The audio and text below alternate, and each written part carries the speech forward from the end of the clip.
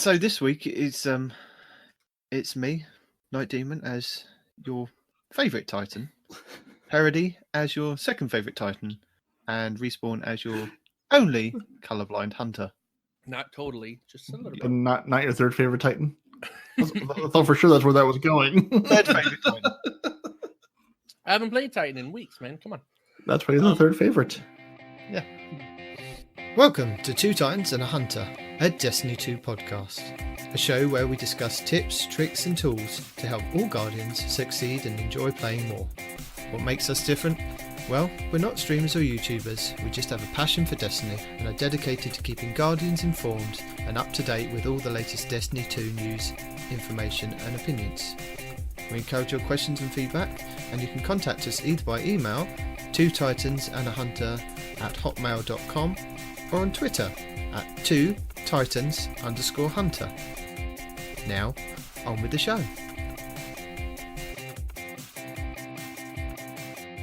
So I did email you only about 15 minutes ago the notes for today. Yeah. We can just pull up the TWAB and read them like the streamers do on their stream. Just scroll through and read it with everybody else because literacy is a real thing. Yes, but I have to break it down into notes that I understand and that Respawn can understand if he actually does look at them. Oh, there's no even real colours. There's even colour on there. But then I realised my did you use the proper colors? No, I've used red. Can he see those colors? Red and green. Can he actually see this? Mm-hmm. No, to me it might be pink and yellow, but yes, there is a difference. Is Respawn going to give us a deep dive into the new accessibility features they're putting in for colors and text sizes and all that good stuff? Oh man, that's so nice. Like, yeah, I mean, not to book one of your color blindness, but yeah, that is a real thing that people have problems with. And if you can't play a game because you can't see the colors that it's trying to tell you things, did I tell you guys that's about a problem. PC? Freaking on PC, my reticule is like fluorescent green or pink. There is no way it's gonna blend into the boss bars now, dude. If we could just give Respawn just a nice like dusk and dawn shader to apply to the entire game UI, make everything bright pinks and purples. There's no way you can't do that because then everything would be blend into each other. No, be fine. You gotta have contrasting, man. Because now the health bars aren't pink for me anymore; they're freaking yellow. So I have to have something that contrasts the yellow. Even though the game says, "Hey, this makes the yellow bars pink." Lies! You lie, Bungie. You're a liar. Lies. Well, does it make it pink for people who can see the pink and just not you who can? Look, dude, I'm partially colorblind. All right, I know the difference between pink and freaking yellow. All right. Do you? Do you now? No. If it was pink and red, or yellow and green, or black, blue, and purple, okay, we could have a conversation about that. But no, they're two vastly contracting colors, man. Contrasting, contracting. They're not contracting colors; they're contrasting colors. They might be contracting. There might be baby colors. You never know. So now we know whenever we do our first and probably only ever live show, we'll have to pull up the UIs and be like, all right, Night Demon, what color is this? Respawn, what color is this? And just see what colors you actually see these things to be. You guys bailed out yesterday and today on the freaking raid. Mm-hmm. Did we bail out or did we not actually participate in going to the raid to start off with?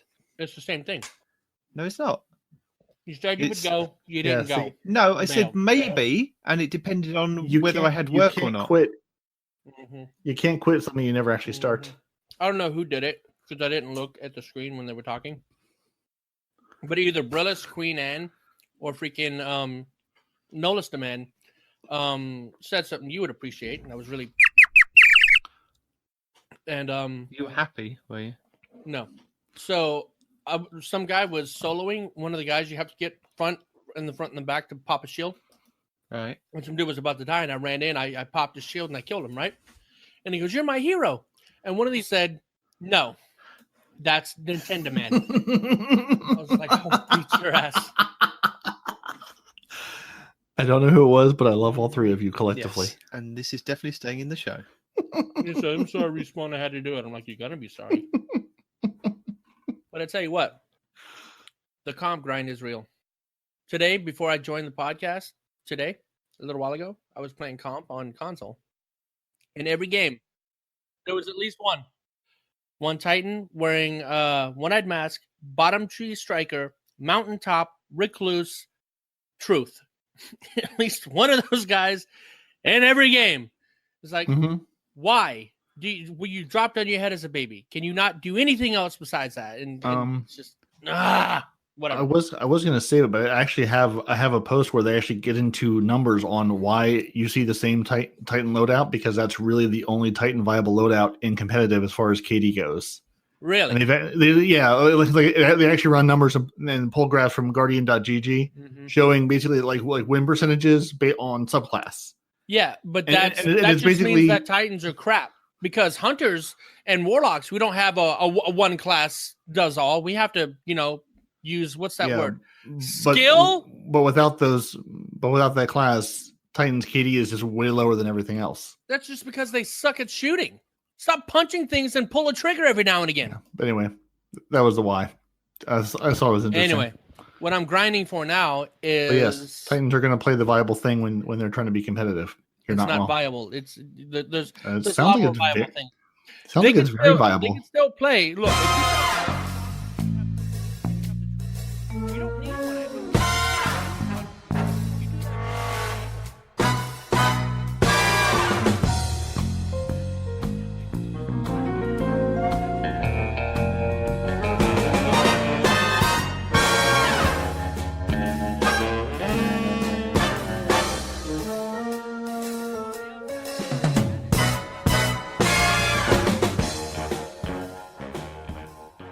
So now we've got past respawns. I don't know what it was. You asked. Technically, we didn't ask about the comp stuff. You said. Well, you went into it, so I asked. For. Yeah. So, but welcome, Guardians. Welcome to the Festival of the Lost. It's not yet. No, but it will be. By the time this podcast comes out, we know this by the timing of the timing of how slow I can work on editing a podcast. This will be out possibly an hour before Festival of the Lost goes live. Maybe after the Festival of the Lost goes live entirely and the entire event has ended. And then we'll have to wait till next year to listen to it. No, well, possibly.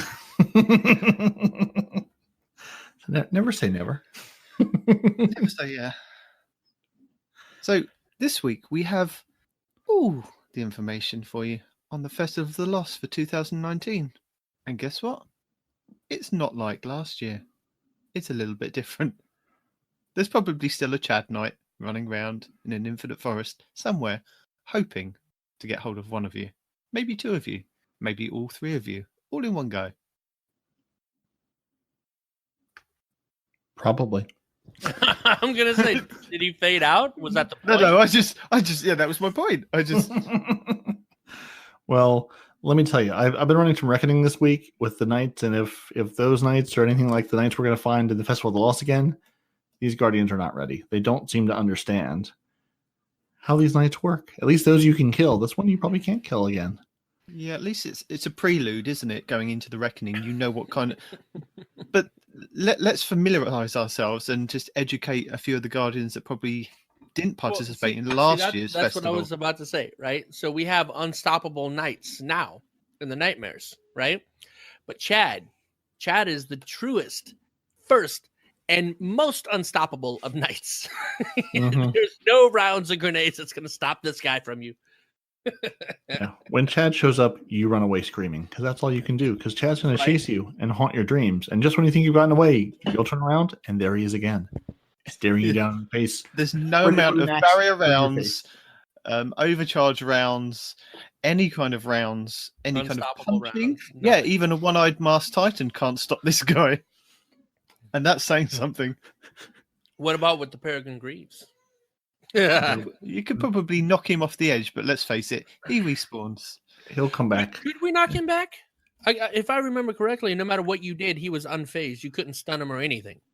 So can you knock him off? Is he even? Well, this is a challenge. This is a challenge. I think that all Titans out there should be rising to see if they can, and post that stuff on social media. Probably not for us to see, but post it to Bungie just for a laugh. Yeah, right. You could definitely knock off the bosses last year.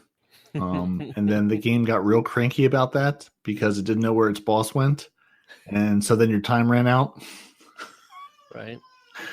I would not be surprised though if Chad is completely immune to any and all incoming attacks except 1-2 punch Peregrine Greaves Flying Titan. Which is due to be nerfed just before this goes live. So I think isn't it unfortunately. already though? Isn't the 1-2 No. punch already nerfed? Because No. I was we talking explained to this last week to you. We explained this to you last week. I know It's that, coming on but- the 29th. I know we said that, but I was playing a game with a buddy of mine who was playing as a Titan, and he was saying that he could not shoot in midair. That was me, and I can't do it to save my life. See? So that's I not so haven't much. been practicing. It's not something I've been doing. So Yeah, so that's not a nerf for the game. That's just a nerf for the player. The player has been nerfed. His skill is not up to the task. I love Is it the way enough you if call he me a was never buddy. at that point, though? Oh, we're at that point in our relationship. I'm a buddy. You forget No. my name, but I'm still a buddy. No, See, I he just only try said not buddy- to name anybody. He only said buddy because he didn't remember who it was. So Yeah. Yeah, maybe. had he remembered, you wouldn't have been a buddy. You were only upgraded to buddy due to the anonymity in his own mind. That's all. Speaking of which, go back and edit out the buddy part. Then we'll be good. No, What? I'm keeping it. No, he mine. said that. No. Just a stern no. You can't make him. You're not his real British dad. So sorry, buddy. the tone that he just like I imagine him just being stone faced when he said that. No. Oh, intimidation. Woo. What was that? Somebody grew a spine. That is a well practiced and honed no. You can tell that no has been deployed hundreds, if not thousands, of times. Right. That's, Yeah, I think you're right that's on the that. children. Nope. I think it comes with the territory of being a dad. Your ultimate reaction is no straight away. You're like, nope. And my wife says to me, "Why do you always say no?" Well, it's always a no first, and then we discuss it later. You know. Yeah, we start with a no, and then maybe we could walk back to a yes, or a perhaps, or a if I absolutely have to. Yeah. Welcome So- back to Destiny parenting talk with two parents and one guy who has no kids and is blissfully unaware of all of this. Right. So Getting back to the Festival of the Lost, this has been an event that has been around since Destiny 1, I believe, that we had various different things that we were doing to celebrate people that we'd lost in Destiny, I guess, or Guardians and things like that. And then it's evolved over time, and I think it was last year, or was it the year before? Possibly last year was the Haunted Forest part of it, wasn't it? right. Where we had the Infinite Forest that was turned into a darkened horror Spooky. yeah, you know, your ghost was your only light. Everything you turned a corner, it was completely pitch black, and there was usually things a running Chad. at you. Yeah, there was a Chad and other things, and you had 15 minutes to get through this infinite forest, completing wave after wave of unlocking doors as you went through, and then at the end you had to fight a boss, and then you had to go and collect your loot while avoiding a pit of doom, basically. I think it's going to be pretty much the same kind of thing this year. They might mix it up a little bit. There'll be a few surprises, they say. So in a universe where darkness appears around every corner and death usually follows, it's important to gain courage by looking fear in the face. And candy helps too. After taking a year off, Eva Levante has returned to the tower as the herald of the Festival of the Lost. And this holiday is a time for guardians to don irreverent masks and celebrate the memories of those that are lost. And a side note from like last year, previous years, that the masks that we had didn't have any light on them, and your overall light was dropped significantly going into this forest. But I think this is kind of changed. Reading over the patch notes for this time, there's certain things that you kind of have to do with there's kind of a mask that you have to wear initially, and then you put these or a helmet that you put the masks on that you can wear. And I went back into my collections a couple of months ago because I was messing about with, can you drop your light lower than 750 to see if you can do like the forge grinding and just leave your guardian in there. And I could pull out a mask at the time, and I could apply the mods that we had last year, and we'll go over that a bit later on. And there was different mods that you can unlock by just playing the Haunted Forest over and over again. And you could apply these mods and it worked fine. And then I went back this week just to see if those masks were going to be available this Halloween or this Festival of the Lost. And it looks like the perks on it are completely locked. So they've changed what's actually available for it. And then reading through the notes, they say that you can wear last year's masks and the mods will be available again. So that's interesting to know. I was curious if it was worth keeping the mask around because I still have mine in the vault because reasons. You don't need them in the vault. They're in your collections permanently. You can pull them out. And as long as you unlocked all the mods last year, they were still available. But I think this year they say that all the mods are going to be available from the get-go. Because last year I remember that we had to go in and constantly play the game, and you unlocked the first part of the mod and then the second and then the third after doing about 50 odd waves per mod that you selected. Yeah, you sort of had to like go and level up each of the masks to get to the perks you had. Interesting. Yeah, no, they're sitting in my vault because I've got vault space for it. I've got loads of vault space, so I've got Jade Rabbit masks sitting in there, and my little Dark Prince mask, and they're just my big traveler mask that just looks absurd, just sitting in there, just chilling in the vault. So they say with Eva's return comes renewed dedication to decorations. Candles, lights, cobwebs, and pumpkins adorn every nook and cranny of the tower to ensure spirits will be raised. And we're going to dive straight in with the Eververse, or they call Terraverse this season. If you'd like to further customize your Guardian's costume, then the Eververse has you covered.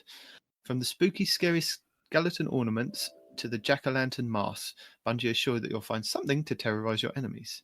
So there looks to be quite a few cool things. There's different coloured skeletons, and I'm not sure whether that's depending on what class you play as, but there's a red, a yellow, and a blue. And I was listening to a podcast, I think it might have been DCP. I think they pointed out that it would have been fantastic to have a white skeleton, so you could dress up like the baddies from the Karate Kid, which would have been quite funny. But I think this is kind of just ornaments that you can put onto your gear, which is quite nice. And then we have a ship that looks like a pterodactyl skeleton. Mm-hmm. There is a pumpkin mask. And then there's a couple new ghosts that we can get. I believe last year we had a cat one, didn't we? And this year we've got a bat one in the same kind of style. It's black and yellow. Correct. We've got a pumpkin with a scary face and the little ghost eye. Then we have a sparrow with a skeleton head on the front. And then Respawn's favourite, a witch's broom, because he really wants to be Harry Potter this year. There's nothing wrong with that. You don't try to make me sound like some weird person just because I want to ride around on a Nimbus 3000 for more than just a week. From now on, you'll be known as Harry. I will destroy your internal organs with my thoughts. We want everybody that knows Respawn or can tweet at Respawn or send Respawn any kind of messages. Send him anything Harry Potter related. Just please. It will make me chuckle so much. It'd be brilliant. Just send him on Xbox, PC. Seek him out, find him, send him your love. So we also have I think it's going to be an exotic emote with a tombstone that you can place and flowers will go up next to the tombstone. So that'd be good for Crucible. And I do believe, again, I was listening to the DCP podcast. They said that everything should be available for Silver and Bright Dust. So that's good to know. Yeah, and that's one thing that Bungie, either Cosmo or DMG, did confirm. Everything will be available for Bright Dust sometime during the event. So it may not be initially, but sometime during the run of the event, everything you will be able to buy, not for real money. Nice. So we have delved into the Festival of the Lost guide that Bungie have published on their page, and we'll go over it and cover it from what you need to know. And they say Festival of the Lost is a limited timed event in Destiny 2 where Guardians laugh in the face of death, wear masks, and fight back against the darkness. It begins on October 29th and ends at the weekly reset on November 19th. So you've got 3 weeks. 3 weeks? Yep. Wicked. Yeah, 3 weeks to enjoy this. 3 weeks last time, didn't we? I think so. Yeah. So it'll run reset to reset. So yeah, we have 3 weeks. So hopefully, again, if the thing you want from the Eververse store is available week 1, Should be by week 2 or week 3. Who knows? If I assume they're going to rotate them out and they'll have different batches of things for silver and bright dust each week. But who knows? So the participation requirements. I'll say that again. The participation requirements. It says all players are invited to participate in Festival of the Lost. New players must first meet the following requirements. So they've got to escape the Cosmodrome to unlock the tower and achieve 770 power. Once a new player has met the above requirements, they will receive a quest which directs them to speak to Eva Levante in the tower, in the courtyard. And that's down by Ikora, I believe, isn't it? Usually, yeah. Yes. And acquire the Masquerade. Is that Masquerader's helmet? It is. Yes. It says Masquerader helmet, but I think it's of our good buddy who decrypts your engrams and then screws you over all the time. I'm not sure if it is, or if they've just used that picture. So you've got to go down to the tower courtyard and acquire the Masquerader's helmet to participate in the event. So this is what I was kind of mentioning earlier. You actually have a helmet that possibly has some light on it, which will be really helpful. And then you could put these masks on top of that, which I think they're all going to kind of be ornaments for it. Yeah, that would be nice. It'd be a nice way to use our new ornament system too, to go, hey guys, remember, we have ornaments. Yeah. Although, So I sort of wonder too, with it being a 770 power, is it going to be at like a 800 power or 850 power or something at the high end maybe? So, players young and old can all participate in this. You don't have to be 950 or level capped or anything to actually get into this thing. Possibly if they're thinking that everybody's going to be around 950 and the Masquerader's helmet brings you down to like you say about 880ish with your artifact, I guess. Yeah, it won't be a big deal. You'll still be more than powerful enough to get through this with not much problem. Well, you'd be able to get through it many times if you're glad. Maybe not the Frozen team, but we'll give it a good try. And I believe last year there was an emblem available. If you did 7 weight or 7 tiers, didn't you? You got a special emblem that was available. That was a kind of secret one. So I'm guessing there'll be something along those kind of lines this year. There'll be hidden things that you can get. There was with the Crimson Days that we had back in February. There was like 4 hidden triumphs that you could get, which it's quite fun. So there's going to be things like that, isn't there? Absolutely. And Glad will earn them day one. So look to his channel and his stream to figure out what you're missing. So after this quest has been completed, players will be granted access to explore the Haunted Forest and can earn Festival of the Lost rewards. You can earn chocolate strange coins from bounties and activities to purchase Festival of the Lost masks, ornaments. To purchase Festival of the Lost masks, ornaments for your new helmet. So yeah, ornaments. All Destiny 2 players can partake in the festivals. All Destiny 2 players can participate. Once I lose it, I lose it. Everybody can play. You don't have to own anything to play it, just the game itself. And our Haunted Forest minimum requirements are at 750. So you're going to see 2 versions of the Haunted Forest. One is just Haunted Forest that's match made. Go in. You can jump in there with your fire team or have a fire team created for you. And then there's the firewalled Haunted Forest that you can run in. Basically, it just turns matchmaking off. So if you have a fire team or if you want a 1 minute, 2 minute, whatever, the firewalled, no matchmaking, regular Haunted Forest has matchmaking. That's the only difference. It's the same event. It's the same game beyond that. I found that last year when I wanted to complete certain bounties where you had to get certain amount of kills, I found it quite hard to go in with a team. So I would lock the forest and do the firewalled version to go in and do the bounties and then just go back in and play with friends and things like that, just to make sure that I got things done. Yeah. Weren't there some ones last year like getting grenade launcher? I know. Didn't they do something with the Fighting Lion catalyst right around that time? Because I remember everyone running around with Fighting Lion catalyst and all trying to get grenade launcher kills. Yes. So I remember loading a couple times solo just so I could focus on that or grenade kills or getting whatever thing I had to get done without competing with my teammates for those kills and those final blows.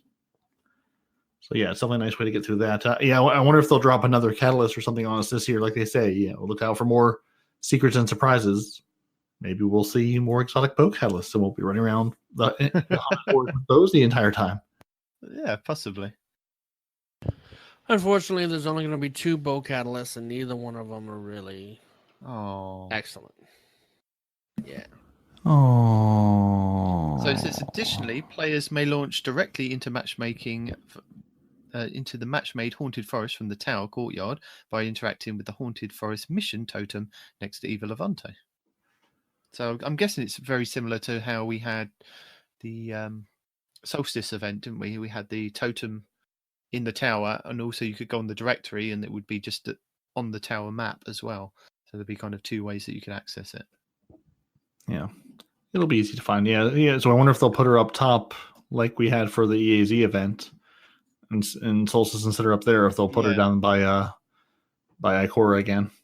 Either way, you'll be able to find her. She's not hard to spot. What's funny is that we've got like the chocolate strange coins. Now, if you haven't played Destiny 1, you won't know what a strange coin is because they're not available in Destiny 2 and Or haven't been available. Oh, well, you might know what chocolate is. It doesn't matter what a strange coin is, and it doesn't matter what a chocolate strange coin is. It's all good candy. The way you say that is unsettling on deep levels. You always have something to say, don't you? Because of how you said it, dude. You're like, because candy's always good. Oh my God, do you have a white van too? All the windows blacked out? What the hell, man? When I tell you about listening to this man play Friday the 13th and streaming it and hunting down the little children, it's like no one believes me. He has a darker side. I have enough children. I don't need to kidnap any others. Nobody said you had to keep them. He kidnapped ones. I mean, no. See, he's actually trying to take the children and put them into other people's cars around the city. He's trying to get rid of some of the children. Here, you like chocolates? Yes. Would you like a child with the chocolate? The child will eat the chocolate, so you don't have to eat the chocolate. Have the child, have the chocolate. No? Okay. So the rewards from Eva Levante this year. That's a lot to unpack. No, we're going over the rewards. Come on. Hold on. No, we need to analyze this. Hold on. Give me a second. Auto rifles. Auto rifles. Yes. I'm delighted we're getting another auto rifle because auto rifles are. We're not getting another right auto rifle. We're getting the same auto rifle with No, it has a different name. It's a different auto rifle. It's the same freaking one. Nope. It's a Braytech werewolf. No, it's a Braytech werewolf. It drops a 9. But see, the nice thing about this, so if you're on that level grind still, or if you are sitting at that 770, or 800 level because you don't have to play that much, this is going to be a fully masterworked 950 power weapon. It will drop at 950, no matter what light level you're at. When you get this gun, it's going to be a 950 power weapon. So that's going to help you on your light level grind, whether you're trying to get that last piece or whether you're just trying to get that big jump. It's going to be really nice to get that nice auto rifle at 950. And we had this last year, didn't we? Rifle. It was a horror story, wasn't it? And it was a horror story that dropped masterworked at whatever light level we were at. Yeah, it was the highest. Yeah, I can't remember as well. But yeah, like Respawn was saying, it was quite interesting that it's called the Braytech Werewolf Legendary Auto Rifle, and I was like, I'm sure we've had a Braytech Wolf Auto Rifle.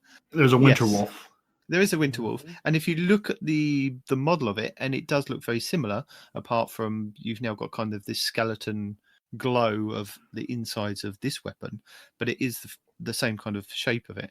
And if it has the same kind of stats, it was quite a good weapon to have.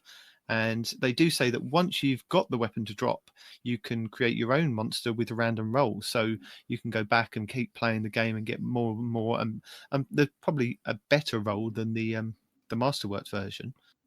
We don't know what the Masterwork version is as yet, but I'm guessing that there'll be somebody that finds a Godroll that we all must have, and we'll let you guys know what that one is in the next couple of weeks. Yeah. So last year, the horror story dropped at 600 light level, which was our max at the time, and it had Rampage and Zen Moment with the reload speed Masterwork on it. That was last year. So yeah, we'll see what this year has. But yeah, at least they're putting out some good weapons. So that one was definitely worth grinding for last year. And again, the grind wasn't anything too crazy. It was just play the game a bunch. It wasn't anything it was just super absurd you had to do. I think it was. I think you had to. Was it you had to do 150 things or something? I can't remember what it was. It was like do 150 bounties or play 150 of the levels. You make sure that you've maybe you're right. cleared Yeah, I'll have to go back branches and in the look. forest. I'm guessing it's going to be along the same kind of lines. Once you've played enough branches, you've done something. Maybe it's a quest step that you have to do this year. Maybe they've simplified it, because I think a lot of people complained last year that they didn't have the time to keep playing the branches over and over again. They would have preferred to do a quest step. Maybe they've listened this year. Maybe they haven't. We will find out. All you had to do to get it Well, here we go. is you had to do X number of bounties. Yeah, 15. Yeah, you need 15. I'm trying to look for the full steps. No, it's probably going to be the same. So it might not be, such a bad thing to look this up. You need to collect some fragmented souls. Yeah. Actually, so 120 fragmented souls will get you the horror story, and then I think each That was bounty what it was was. worth. Yeah. So I think So let's see. The last year, as Amanda Holiday would sell you 5 daily bounties, which would give you 1 soul each, plus a weekly bounty, which would give you 40 souls. Yeah. And there was some other way to do. Yeah. So it was basically pick up bounties and do those over and over again. Which and it didn't take you long at all to get. Yeah. Yeah. Well, I mean, again, during a 3-week event, you had plenty of time to casually go in during those 3 weeks and get this done. It wasn't like you had to spend all 3. And it wasn't like Solstice where you had to spend each and every week grinding through something ridiculous. Right. To go on to the next thing. Well, this time around, it's going to be different because you grind for the first. If you already said this, you probably did, but I'm saying it again. Praising you as our Lord and Savior. Night demon. Night demon. Night demon. You grind for the first one, which is a static roll, but you can go back in for the random rerolls, and I thought that was cool. It's like, yeah, I get the static roll, and if the static roll is good, then it's gonna be good. And then you go back and get different rolls, which is what you were talking about somebody getting the Godroll, and then everybody's gonna know about the Godroll, and you gotta go back in and get the Godroll, and then somebody's gonna get the Godroll, except for maybe a couple of YouTube streamers that don't actually have the Godroll because they got it on a quote-unquote friend's account, and then he's gonna be like, oh man, look at this gun, it's pretty cool, this is Godroll, yeah, but I don't have it, I got a friend's account, this is Godroll again, and everybody's trying to grind for this Godroll. This Godroll doesn't really exist because it's all in everybody's imagination. Only one guy has it, and he happens to be a Bungie dev.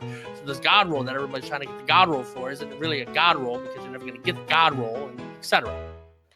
If you've made it this far into the podcast, please leave us a hashtag Godroll on Twitter to let us know that you're still with us. Right? Send Respawn all the pictures of one-eyed masks punching hunters with Godrolls. With Godrolls. I mean, funny thing, right? You keep talking about funny? this one-eyed mask. It is funny. It is funny now. It's Like really funny. fun. I'm enjoying with it. the Luna's Howl now, you can pretty much kill the guy before he can kill you. A lot of the times nowadays, So I'm not as aggravated. It's just all along. To me, it's like well, you have to grind to get the freaking Luna's Howl first of all. So there it's are other pretty ways. bad. There are other ways to stop a charging Titan. Well, so far, the only time I've seen that happen is to catch the Titan before he starts to charge. Because once he starts charging, it's game over, buddy. It's game over. Anyway. Not if you've got a shotgun in your hand. You say that. No, whenever shotguns, fusion rifles. If they catch you with the overshield thing, that shotgun don't help, man. You know what I'm talking about, where they run at you with that overshield. Yeah. Yeah, that shotgun doesn't kill them. But you do realize if you take away the one-eyed mask with an overshield, you do realize that there's a pair of boots that a Titan can put on that when they run, they get an overshield. Yeah. So they can still do that to you. But that's only if they have a charged melee, right? Yes, but they're going to wait, aren't they, till they get the charged melee? Still, that's fine though. They have to wait for a thing, That's, I mean, yeah, is it still going to suck being run after by a Titan with the freaking overshield? Yeah, it's going to suck. But he's only going to be able to do that once in a while as opposed to all the freaking time. Anyway. Not if you spec out your class correctly. No, because he can't do it all the time at the moment. He can only do it once he's been shot and he's got a charged melee to punch you and run and charge you with it. Not necessarily. Okay, for example, if he's shooting somebody and he tags them, and then you run up on him while he's got that full health, full overshield, you're not going to kill him, dude. But you just said you're running up on him. We were talking about him charging you. Oh yeah. So awesome. yeah, he could kill somebody, get an overshield, and Yeah. charge you down. But then he's used his melee at that point, a bit and- like the Mark 44 unless- Knights. Unless 2 hours later.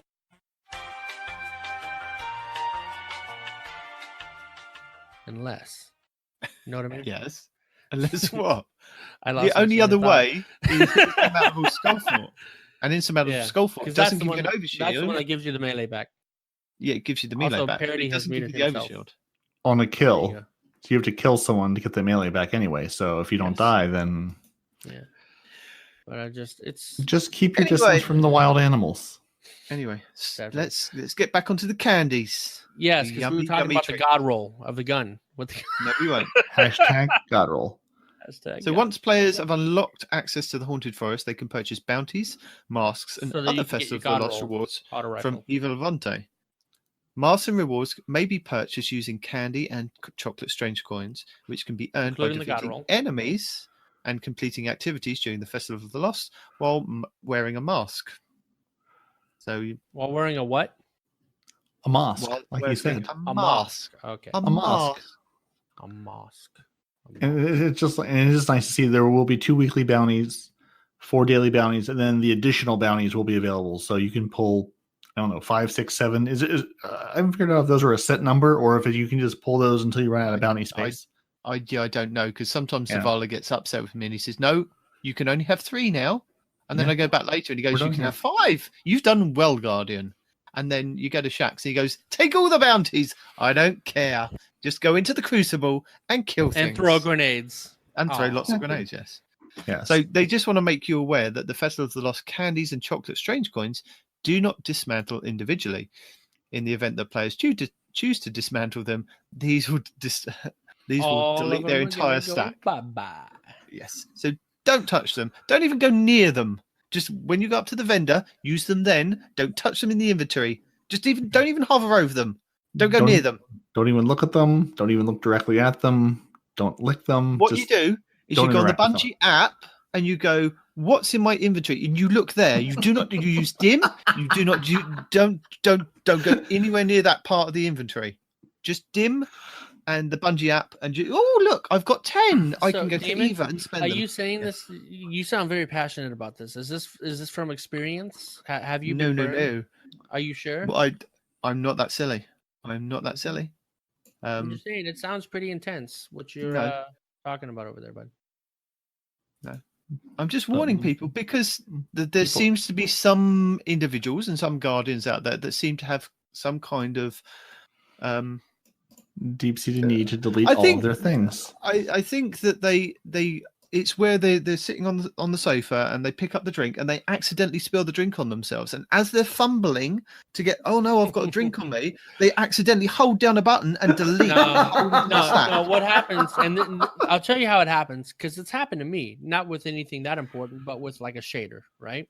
If you have the Elite controller with the pads on the bottom, and let's say you put the Elite controller on a sofa cushion or a pillow or your lap or whatever, right? I have one of my buttons mapped to X. That way, I Yeah, never have to on- take my hands on off any whenever I'm flat reviving surface. people.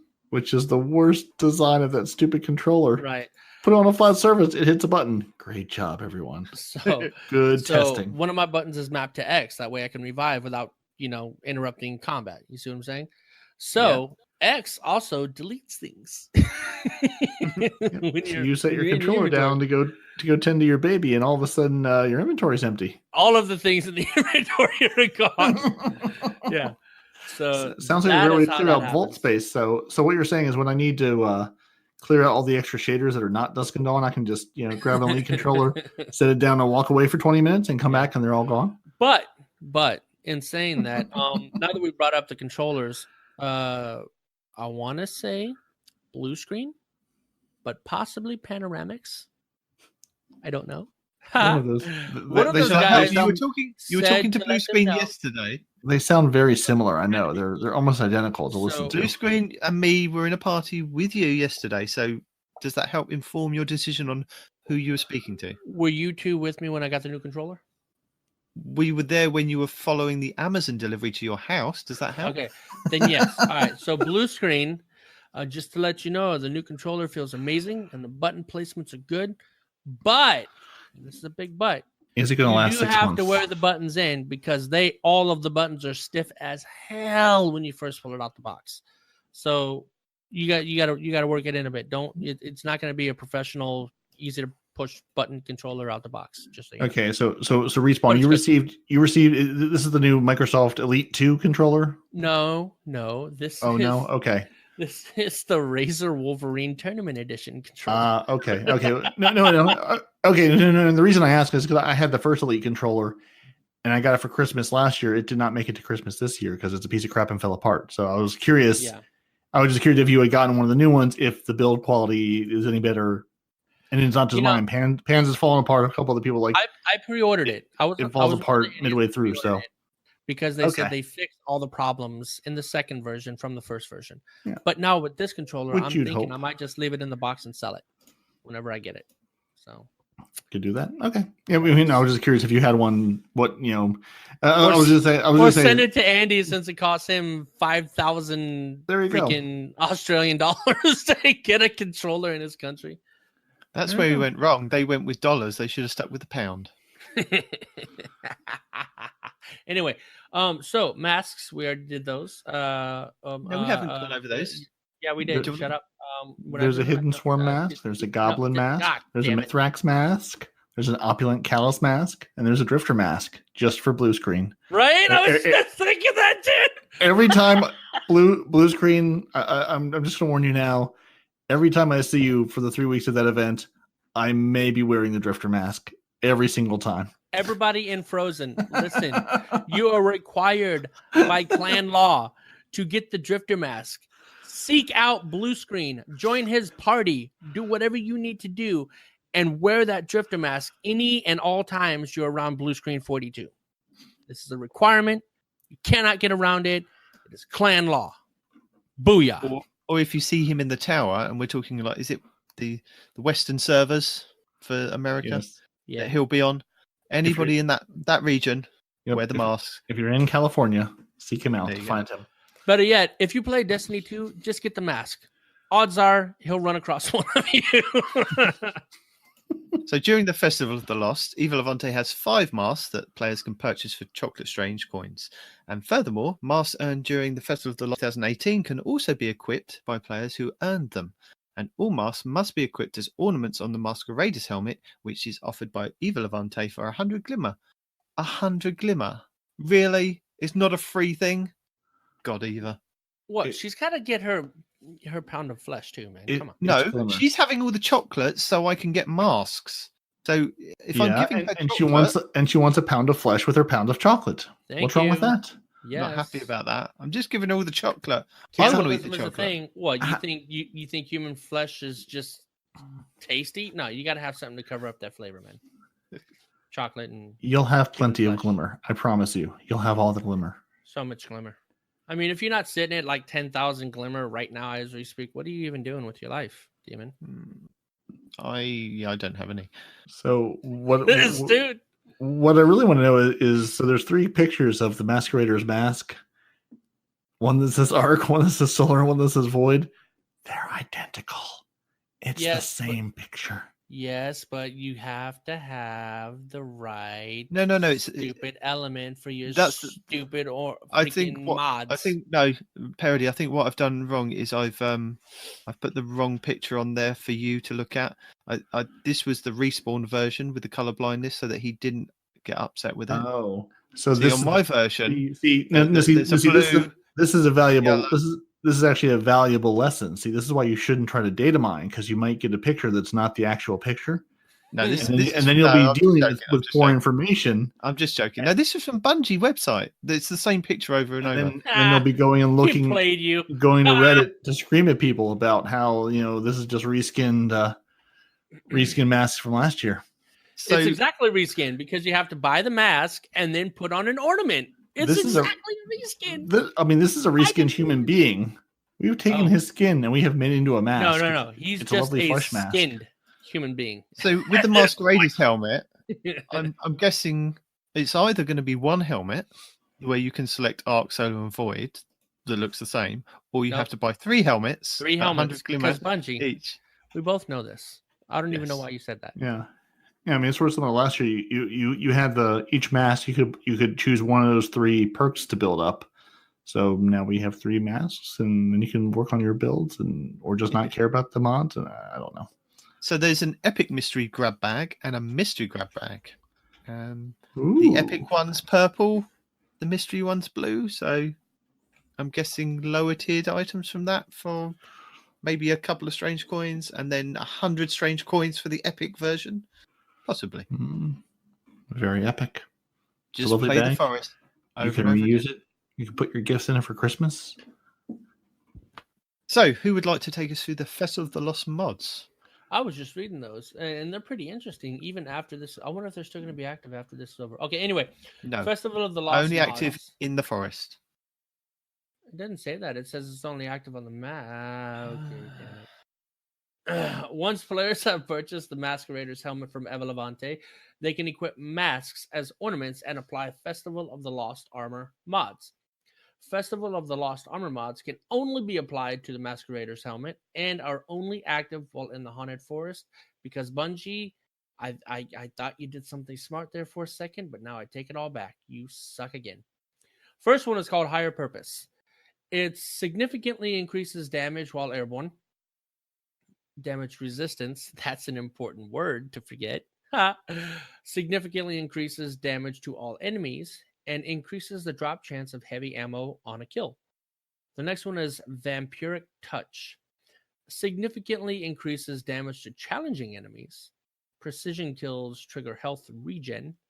And it increases the drop chance of this is not a Dodge commercial, increases the drop chance of heavy ammo on a kill. The last one is Energetic Assassin. Precision kills grant grenade and melee energy, significantly increased damage to terrors, and more heavy ammo on a kill. Cool. Please note, it's in red-ish. I think. I hope.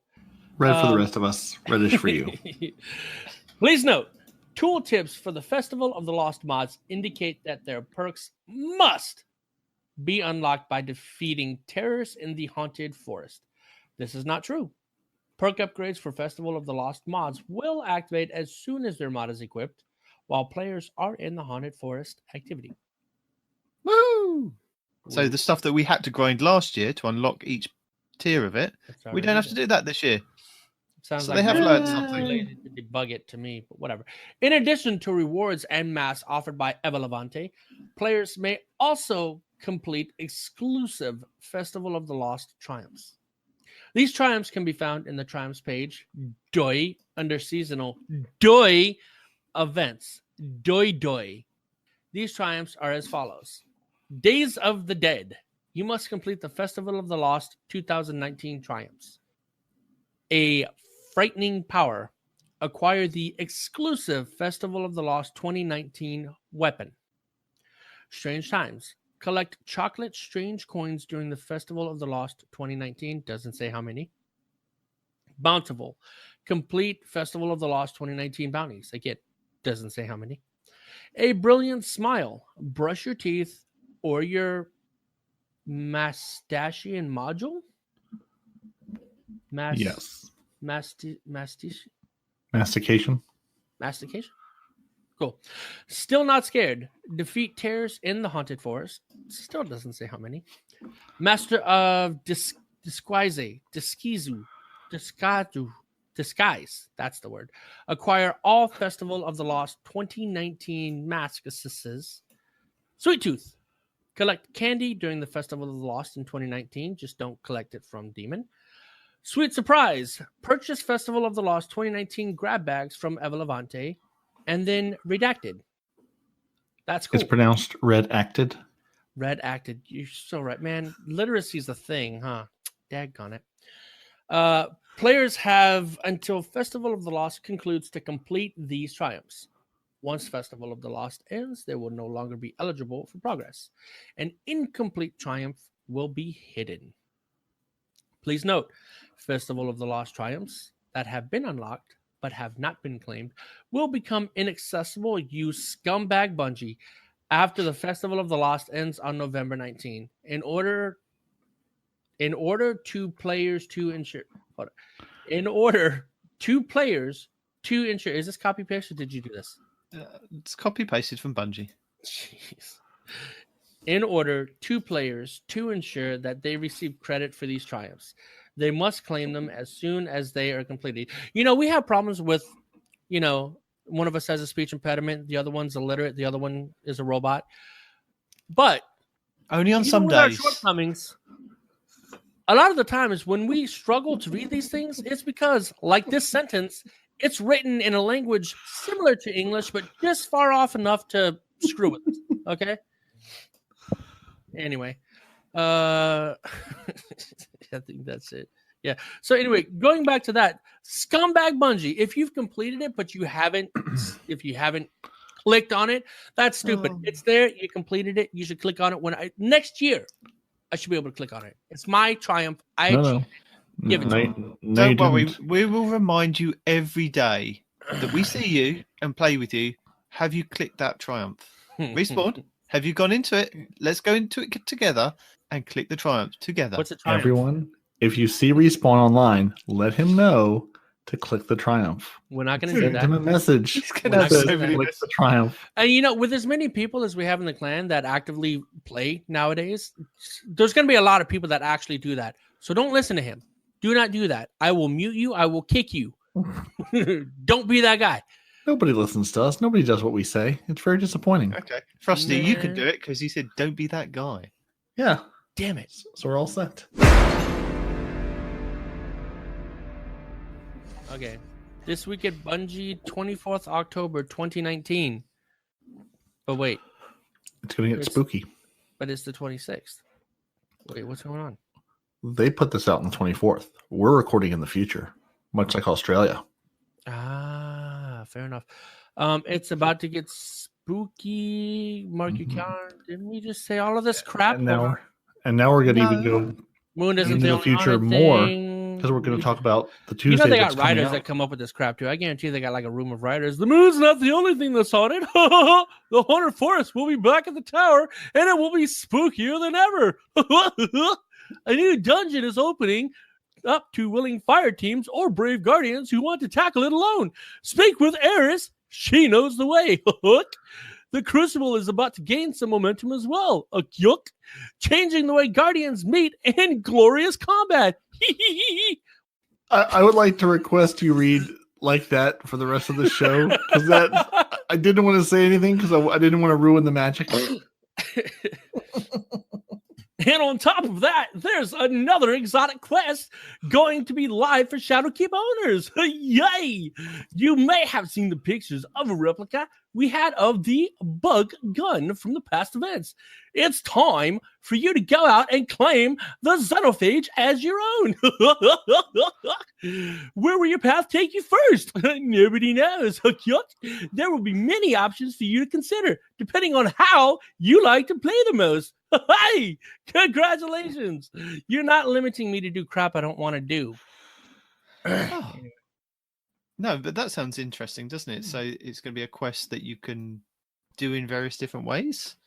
So if you're a PvP kind of person, maybe there's a PvP version. Well, we've had stuff like this in the PvE. past where it says like kill this many guardians or kill this many, guys in the Crucible or kill, X number of people inside of a strike or whatever, right? So we've had these kinds of things before.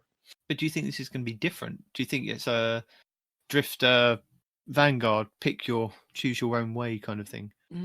Or not? Well, yeah, that's what I'm saying. Do you think it's not going to be that complicated? No, but when we had to pick between either doing the Vanguard stuff or the Drifter stuff, and it took you down two different paths. Maybe it's something like that, and maybe they kind of cross over. That's what I'm saying. Once you've completed the first part of the quest, maybe you have a choice of, okay, maybe I can go into Crucible and do that part. I know that's what you were kind of saying, but yeah. I hope so. That if they do quests like this for the general things for everybody, that would be great. Now, don't get me wrong. I still think that they should have the pinnacle weapons where you have to do each specific activity to get that weapon. But general exotics like this, or general, let's say, legendaries, if something comes out in the future, like the haunted thing, right?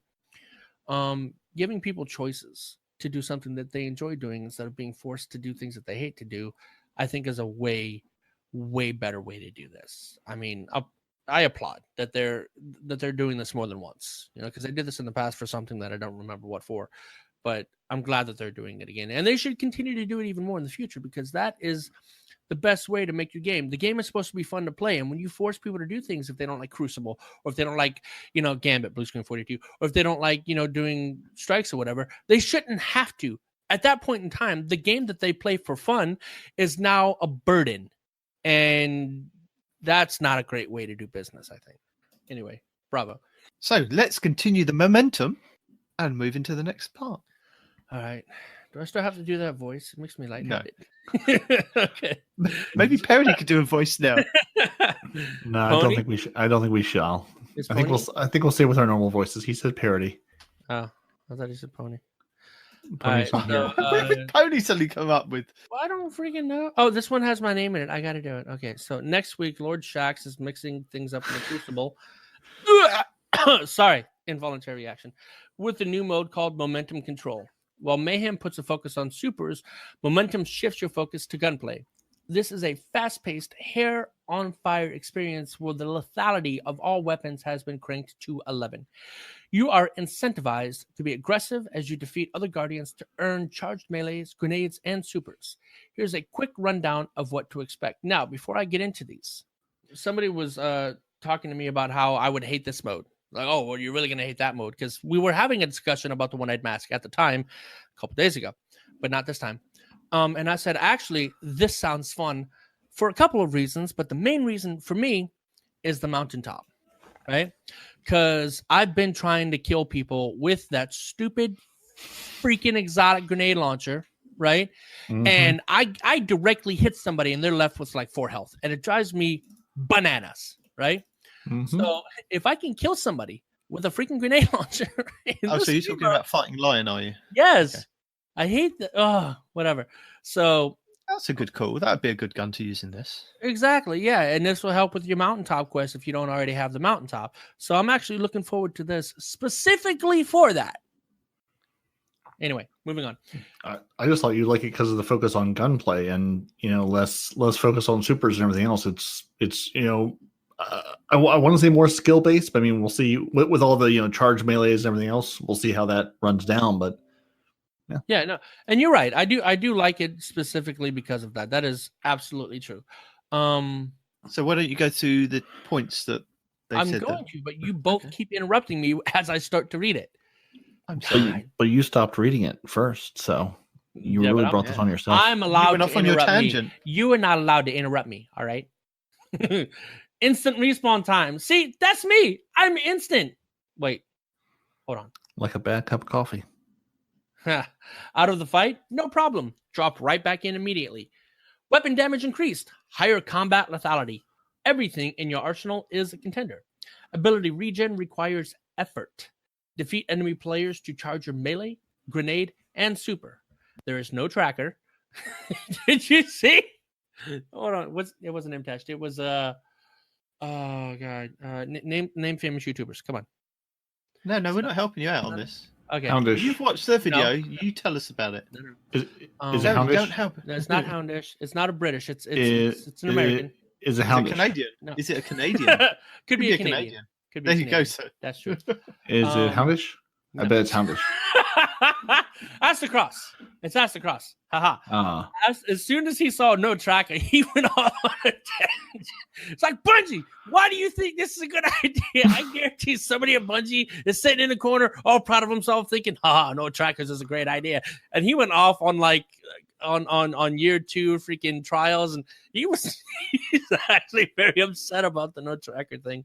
And that was funny. So you should go watch Aztec Cross so you can laugh at him like I did. Anyway, tune in next week for Respawn Rants on the same topic.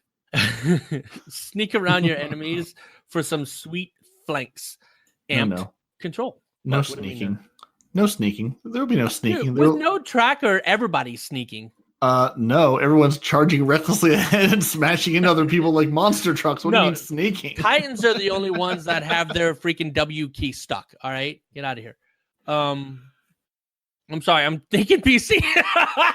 I was gonna say I don't have one of those on my controller. I don't. If you have a Oh. W key, I don't know.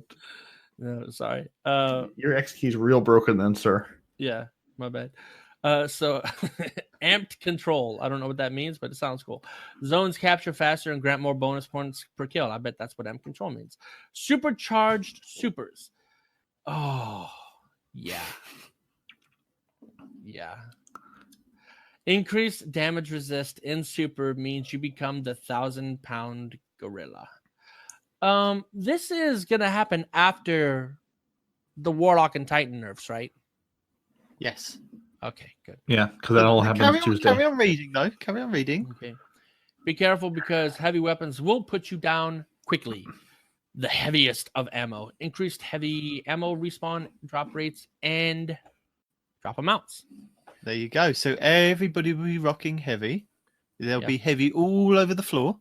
So don't Mhm. worry about the 1,000-pound gorilla charging you down with their super. No. I'm not worried about it now. I was worried that if you had the freaking bottom tree Titan or bottom tree Warlock, they would just kill everybody on the map 4 or 5 times before the super runs out. And I was not looking forward to that. Okay. Many of us who have been playtesting this mode have compared it to the classic Halo custom game SWAT, but for Destiny. I don't know what that is, but apparently a lot of you freaking Halo fans out there, I was going to say another word, but I'll wait till we're offline, apparently loved SWAT, right? I don't know anything about it, but apparently that's a good thing. Anyway, I played SWAT, but I don't remember it. I don't know. Yeah. That doesn't even help. Yeah, I know. I was like, I've played a lot of Halo and things, but it's been too long now. And I did want to address one thing since we're on this topic that Cosmo talked about in the roundup of community news. You know, basically saying, a lot of people are saying momentum control sounds great until they hear about the increased heavy ammo spawns. If we're focusing on mode on gunplay, heavy shouldn't be a part of it. Leave the crazy heavy spawn for mayhem. And Cosmo says, on paper, I thought the same thing.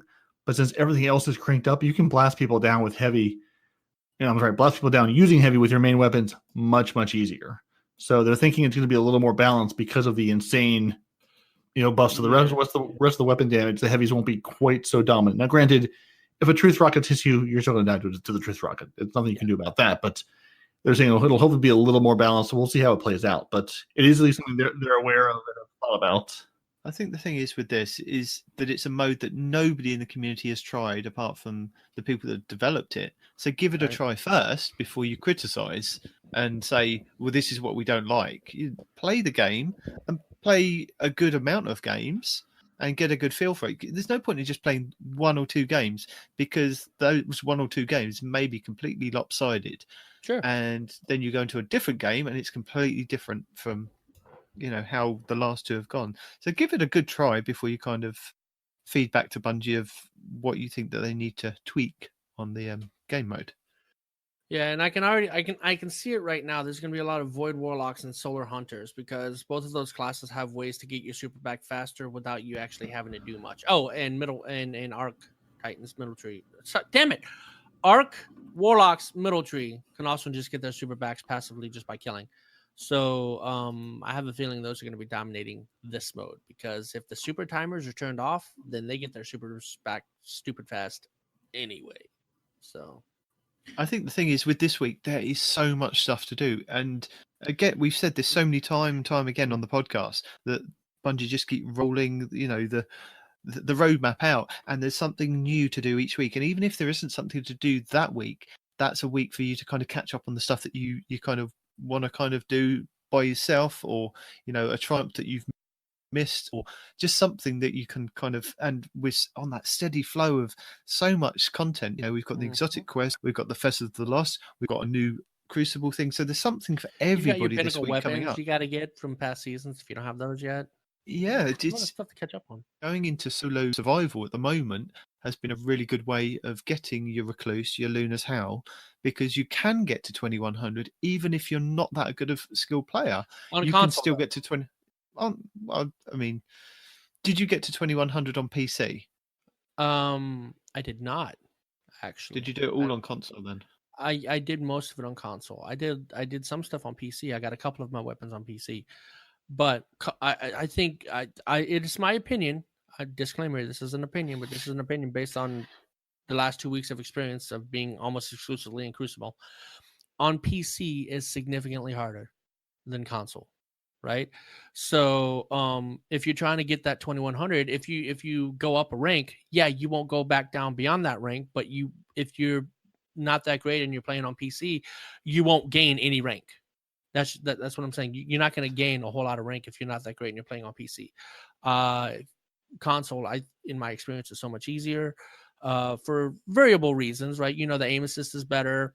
All of the really hardcore players, now the cross save is enabled, have swapped over to PC, it seems. So the best place to do that grind, that 2100, is going to be on console, because it's easier for you to rank up. And even if you lose a lot of games, you're not going to go below a certain rank until you reach 2100. But you still got to gain the points from winning some matches, which is more viable on console than it is on PC. Unless you're a good player, then who cares? Play whatever you want. But all I'm saying is that is something that Bungie have improved on really well, is that they've made it a little bit more accessible for the everyday player to go into something as kind of highly regarded as comp, and actually be able to go and try and get those weapons. And being able to get to 2100 has been quite in past seasons has been quite hard for like the solo player or the players that haven't had that much luck or that much skill to get to. But now you've got even more of a chance. I mean, Peroty, you were saying that you did it in a good couple of hours, didn't you? Yeah, I basically went from 0, not playing a single game of competitive in this season, to 2100 in about 5 or 6 hours. Like, it didn't, and again, I basically blew through up to about 2000, and then lost like 6 or 7 games in a row right at that 2000 level, until I was able to finally get that last win to put me up above 2100. And so they've almost done what they did in like the past seasons with the Redrix, broadsword, Claymore and broadsword. They gave you a path to these pinnacle weapons. That it's still a grind. It's still, they're not just handing it out to you, but there's actually a way for people who are not so good like me to get there through just some time and determination, as opposed to, just straight skill and spending just time and time. I mean, I was close-ish to it last season, and probably if I had done what you, Night Demon, and Andy and some others had done, is play my couple games every single week and get that little boost each week, I probably would have eventually gotten there. Because I think I was sitting at like 16 or 1700 at the end of last season. And again, I didn't focus on that during that season at all, because A, there was so much to do, and B, I would win a game and then lose 2 games, win a game, lose 2 games. I would just go back and forth between 12 and 1500 all season long. So they definitely, at least now early in the season, have made it a much easier path to get there if you're willing to put the time. And again, if you're halfway decent, if you're a terrible Crucible player that never goes in, you still may not have success with it. But at least having that solo queue and it being 3 versus 3 is a lot easier, I think, just for people maybe who are not so good at Crucible. Like I just find myself having an easier time keeping track of the 6 players on the map than 8 players on the map. I can sort of know where everybody is on my team and know about where the other team is. A little bit easier, but I think it's been a good change. And the reason I bring this up is that something that's going to come up in a few moments with the triumphs is that it does require you to go into comp and actually be able to get one of the new ritual weapons to complete a triumph. And let's seamlessly move into the triumphant part of the 12 this week. So Bungie say, now that they're neck deep in the season of Undying, they want to talk to us about some of the changes to the seasonal triumphs in the 3rd year of Destiny 2. You may have noticed some of the changes to the systems, and the dev team want to tell you a bit about this and their thinking behind why they have adjusted the triumphs going forward. Destiny dev team. As always, we start with the goals. They wanted to provide more tiers of pursuits for players, provide seasonal pursuits that match each season of Destiny, and ensure everyone has a chance to show off their accomplishments. Triumph tiers. So, starting in Shadowkeep, individual triumphs can now have tiers. They grant a portion of its total triumph score as you make progress towards the final triumph. And I believe we all noticed this, didn't we, when we first logged into Shadowkeep and our kind of triumph page and our tracking part of it was lit up with all these little diamonds going, you've unlocked this, and it took like about 10 minutes for me to go, oh, right, clear that one, clear that one, clear that one, clear that one. It's like because they'd broken it all down. So I'd done so much over the time in the last couple of years. It's like, oh, you've done this amount, but you've still got a little bit more to go. Or they've extended some of the ones that they originally had done, hadn't they? So like get 100 kills as a Void Walker is now like 200 kills as a Void Walker. So you may have completed that triumph previously in past seasons and stopped doing that subclass, but now you have to go back and make sure that you completed it entirely. So, for example, consider the Season 8 Power Bonus Triumph. It has 3 tiers. To earn this first tier, you need to have gained 5 points of bonus power from your artifact in Season 8, the Gatelord's Eye. Once you do that, you'll get 10 points of the Triumph score towards your account's total Triumph score, and the next tier will be revealed to you. As part of this release, we went through all the existing Triumphs in the game and added tiers to the Triumphs that made sense. So what I found out looking at this earlier on today is I've got to, I think it was 17 at the moment, and I believe the fullest part of the Gatelord's Eye unlock Triumph is 20, so I need to do 3 more. So that's quite a bit of a grind for a lot of people. But as I mentioned last week, with the going from the 950 to the 960 and that kind of impossible grind and just working on your artifact, I did a bit of testing, and admittedly I did it on the Wednesday. So I hadn't logged in on the Tuesday for the reset. Came to Wednesday and I spent, I'd say, about 4.5 hours, and I did the same on the Thursday as well. And I went up 2 light levels on my artifacts.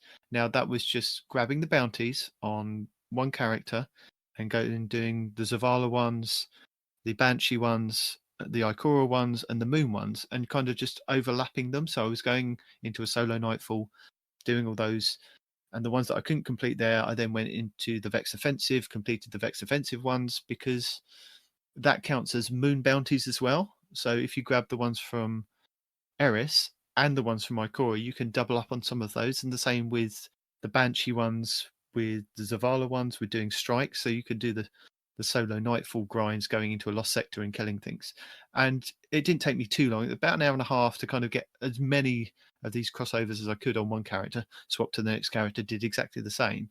And with this, I mean, I was generating Glimmer, enhancement shards, XP, Bright Dust for the Eververse store. So I'm generating all of that as well as generating the XP for my artifact, which I thought I'd do it as a kind of a test. And admittedly, for the first day, I got I think it's a 2 times buff, isn't it, when you first log in after reset on your characters, and that went pretty quickly on my first character.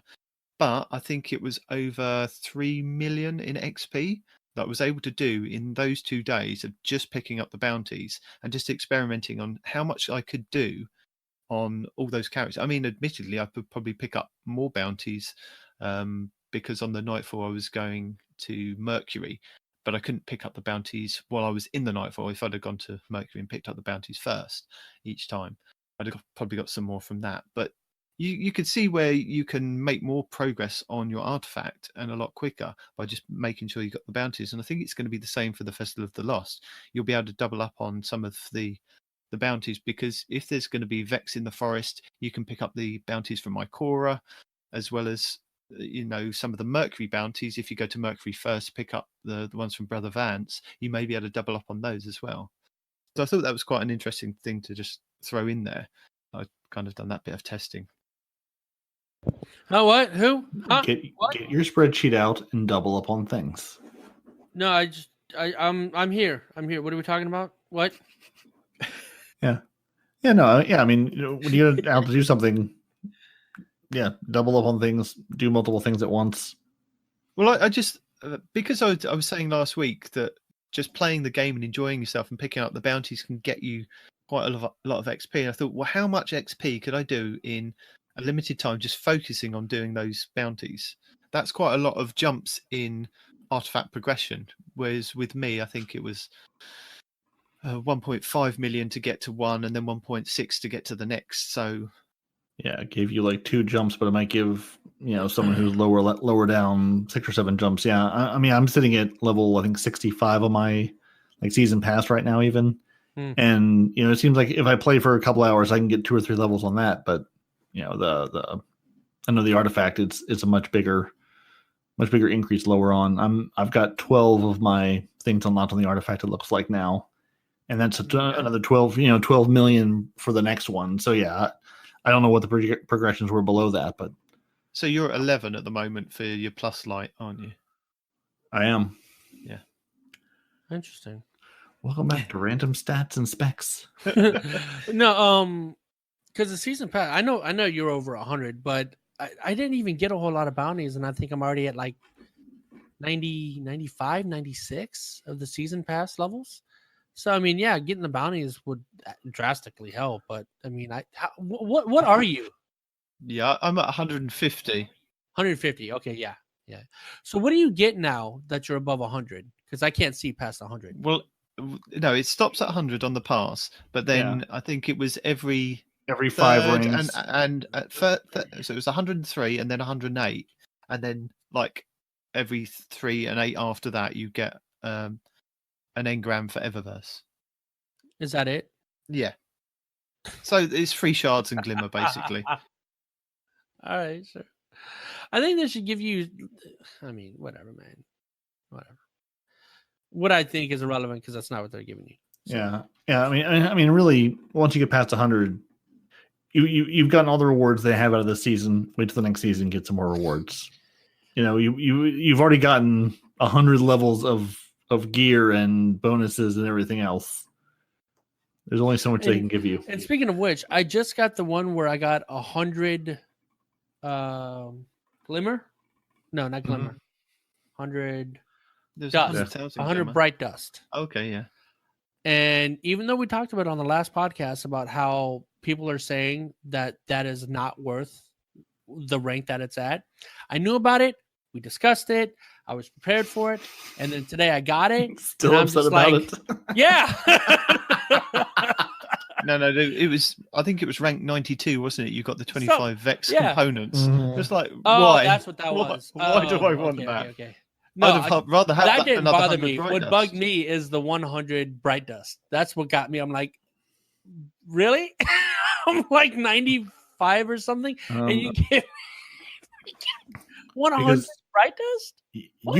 You come up with like 150 rewards for people and see if they're all going to be great. Another exotic Ingram. No.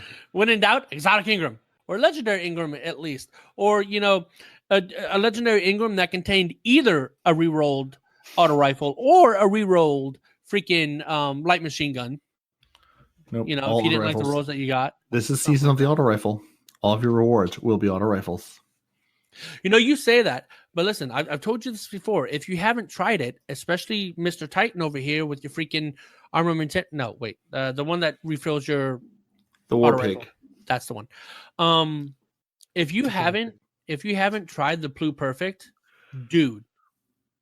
Once I get a good one. You were sleeping on it. Like hardcore.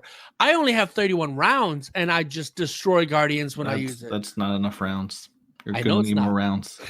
I'm aware, but I'm telling you, it's still that good. Even with, and I don't even have a great roll. I think I have high caliber rounds, auto loading, holster, and rampage. It's not a bad roll, but it's not like God tier by any means. And I think I have like a range mod on it, and it jumps all over the place, especially when they're at range. But if you're like mid range, dude, it deletes Guardians, man, for real. And I'm surprised you haven't. You don't even need a good roll. Just shoot people and they die. Well, there you go. Use that next week. They will die quicker. Yeah, I am quicker, more efficiently. I absolutely will if we have to have auto rifle kills. That's a great auto rifle, man. Shoot, threaten me with a good time. So, going along with Bungie's triumph scores and triumphs that you can obtain this season, they go on to say a title to match the season. So this is important information, and I do believe a lot of other podcasts have kind of covered it, and YouTubers have covered it, but we will kind of just cover it as well.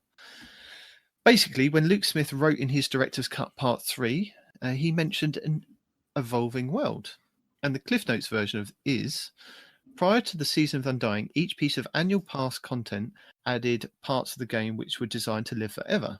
And Luke said, during season 8, a new situation will unfold on the moon. Over the course of the season, the situation will be resolved, and some of the related activities will go away as the season 9 conflict arrives. So, keeping this in mind, this will also be true for the titles associated with season 8. So both the Triumph page and the badge for the new title will ask players to participate during the season of the Undying. Once the conflict has been resolved, basically the end of the season, players will no longer be able to earn the season's title, Undying. Have you seen Jez, his videos? Yes, I've seen some. So I remember I was watching him on Twitch, and he's like, "Hey Jez, will I ever get a girlfriend?" And I said, "I don't know. What's your Triumph score?"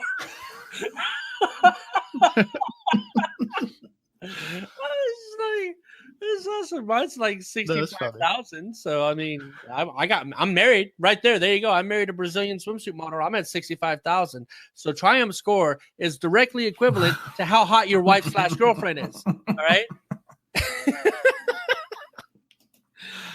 So anyway, you set her on the low end of the scale, right? Yeah, no, I'm on the low end, but my wife is definitely on the high end. So, like I said, get that Triumph. It balances out. Right, yeah. All right, so New Light forced us to think about many of the existing Triumphs and evolve our philosophies around what Triumph score represents. Hot women. Or if you're a girl, hot women. I mean, men. Hot men, yes. What? Moving on. We've heard loud and clear that Triumphs without score aren't very compelling. I mean, let's be honest. Triumphs with the score aren't really compelling unless it's giving you a weapon, right? Am I right? Anyway, so the rules had to evolve. The decisions, pre-Shadowkeep, Triumphs that no longer require effort can't be earned after Season 7. These Triumphs have had their score reduced to 0. Wait. So if you've already done this and you've already completed it and that score has added onto your Triumph score, does that mean your Triumph score is going to go down when all these get reduced to 0? I assume no. It's only the score. Yeah, you already have the score. They're not going to lessen your Triumph score. Fair enough. The players who have earned them, will still see them in their Triumphs. Son of a. Oh, it also says these can't be earned after Season 7. So if you can't earn it, they took the score to 0. So it's not like it's a number sitting out there for you to chase it. You can't chase anymore. Gotcha. Seasonal Triumphs will have a score value. If you miss Triumphs during the season of the Undying, you may not be able to max out your score for the year. Even with an evolution to our Triumph philosophy, we don't think that we're done making tweaks to the system. Not everything is as clean as we'd like it to be in order to support Destiny as an evolving world. We'll be listening closely for feedback as we encounter how to best continue the evolution of Triumph. Sorry, Kermit the Frog was fighting me there for a second. So I thought it was quite interesting with them taking away the Undying seal or the Triumph that was available. So I've put in the notes here roughly what you kind of need to look at to completing that seal. And that's why I was mentioning earlier with you going into comp and getting your Randy Stowing knife, getting to the 2100 is quite important for this seal. So who would like to take us through this part? Well, I mean, most importantly, we have to mention you need to go find Detrick. That's Detric. Go find him in the game and tell him not to delete his moon armor set because he's going to need the moon armor set. Say that. Well, I beat you to it. You've been talking too much, and now it's my turn. He's not wrong. All right. And you weren't even using the good voice anymore, so no one wants to hear you without the good voice. So I'm sorry. That's fair. Well, I got no ground to stand on. I mean, I'd like to argue, but in this case, he's taking my pedestal from me. I've got nothing to stand on. I'm sitting here, crying in a corner. Oh, woe is me, while he talks about Detrick. And, Detrick's like my second favorite person. He would be probably my favorite person, except he's a Titan main. So, whatever. Except he can't keep Detrick straight on who he actually is versus some of the other people. It's very confusing for him. Only the name. The name is all that matters. All right. Shut up. Peroty, I just want to point out this. Where it says perfect assault in the Vex offensive, close the warp gate without dying. It says -9 because this is taken from my Triumph score. I think I've died 9 times. So Good I think job. it's meant to be. Yeah, I think it's meant to be 3. You meant to do it 3 times without dying. Wow. So does Good that mean job. now you have to do it 12 times to make up for that negative modifier? Possibly. Oh Yes. my god. All right. Dude, that yes. sucks. I'm just going to hide in a corner and let everyone else do the shooting. Right? Sounds good. Goodness. Anyway, moving on. So, yeah, take us through it. God. Gotcha. Mike's going off. I'm leaving. Bye. All right. I was looking at those numbers trying to figure out what in the world does it want us to do here. But so I'm actually going to pull this up on braytech.org site and look at it there. So for your I guess we'll go through the entire Undying thing because why not? You've listened to us this far. You've gotten past the Godrolls. You've gotten past the silly voices. Let's talk about this entire Undying thing. Hold on, wait, no. What about God rolls? Hashtag Godrolls. Woohoo! God rolls! Moving on. So in Season 8, you need to defeat enemies on the Earth's moon using arc abilities. You're going to need 300 melee kills, 400 grenades, and 300 super ability kills. You're also going to need to use your void abilities. Same numbers. 300 melee, 400 grenade, 300 super kills. You're also going to need to do the get kills with finishers. You're going to have to finish 100 challenging enemies. I'm sorry, you have to finish 100 enemies on the moon with your finishers. Challenging enemies grant the most efficient process. Need 100 of those. You're going to need to do public events on Earth's moon while wearing the full set of seasonal armor. The full set of seasonal armor. Full set of seasonal armor. So you're going to need to do That's the 10... stuff on the moon, Detrick. The stuff that you don't dismantle, Detrick. Yes, That's right. The stuff that makes you look like a spaceman, like an astronaut. Like you went to the space college. You graduated from the space college, and now you went to the space moon. And now you need to do 10 public events in your space college armor. Exactly. Detrick. You're also needed to defeat Vex overlords on the moon in Archer's Line, Hellmouth, and the Anchor of Light. You need to do at least 1 overlord kill in each location. So the overlords are the tier 4 part of that, aren't they? So you have the 3 Vex, whatever they're called, spawn in first, don't you? Underlords. Yeah, I don't know what they are. The Underlords, the Underlords spawn in first, and then the Overlord is the 4th time that you've. Yes. So the big, large angry man. You must murder. It's not an angry man. It's not. It's the thing with the rotating shield. We handled with this last week, and we can't remember what they are. Hydra. Those are the things. So yes, that's what it is. Yes. So yeah, murder one of those hydras in each location. He says with the stain in his voice, while he also realizes that he can't remember half the things he's talking about either. Says me. Yes. Moving on. As a fire team, you need to destroy oracles of the Vex offensive. You need 100 of those. In the Vex offensive, you're going to defeat enemies using finishers. Again, challenging enemies grant the most efficient progress. You need 100 finisher kills. In the Vex offensive, land precision final blows with hand cannons and bows. You need 100 of each. You also need to get multi-kills with submachine guns, fusion rifles, and auto rifles. You need 200 multi-submachine gun kills, 150 fusion rifle kills, and 200 auto rifle kills. So again, bring in your favorite auto rifle, bring in your recluse, bring in your favorite fusion rifle, murder things in the Vex offensive, stand in the corner next to Night Demon, keep him safe. Mm-hmm. You also need to land final blows with the hand cannon, submachine gun, bow, fusion rifle, auto rifle. Again, challenging enemies, get the most efficient progress. You're going to need 500 kills of all those. So 500 hand cannon, 500 submachine gun, 500 bow, 500 fusion rifle, 500 auto rifle kills. So that's a lot of Vex offensive. That is a lot of Vex offensive. I've got 218 auto rifle kills so far and 82 submachine gun kills, and I've played a good bit of it, but not a ton of it. But yeah, it's a lot of rounds. In the Vex offensive, you need to close the warp gate without dying. I am 0 of 3. I don't know if I'm negative numbers or not, but haven't done that yet either. You also need to defeat the Undying Mind 3 times. You will need to complete the encounters, close the warp gate, and successful encounter and completions grant the most efficient progress. So you're going to need 100 complete encounters and 3 warp gates closed. Try that again. You're going to need 100 encounters completed and 3 warp gates closed. And after you've done all of that, you'll be able to claim your collection screen, go there, get your triumph, respawn. You're going to need to go to the triumph and claim the triumph before the season of the Undying ends. So before that'll be the next thing, won't it? Triumph? They'll say, if you haven't collected it. What triumph? What are we talking about?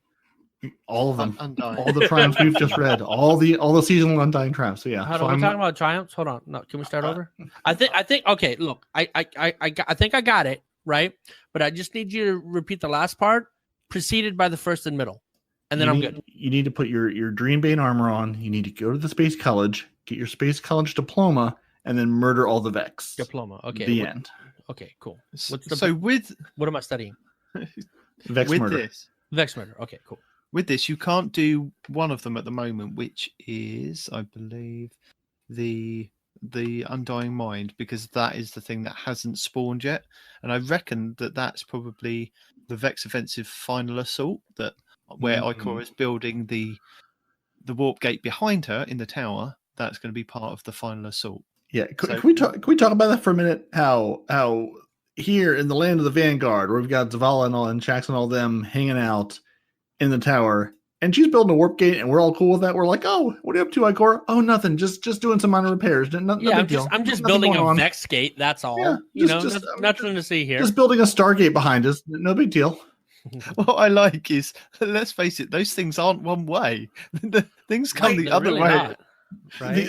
These people clearly have not watched Stargate. They don't understand how this works at all. She hasn't gone through health and safety. She hasn't gone through all the proper forms yet. OSHA is very upset with her. And not just that, but did she the not number- learn from Cade's mistakes? She's going to get stuck in an infinite loop or destroy the tower or both.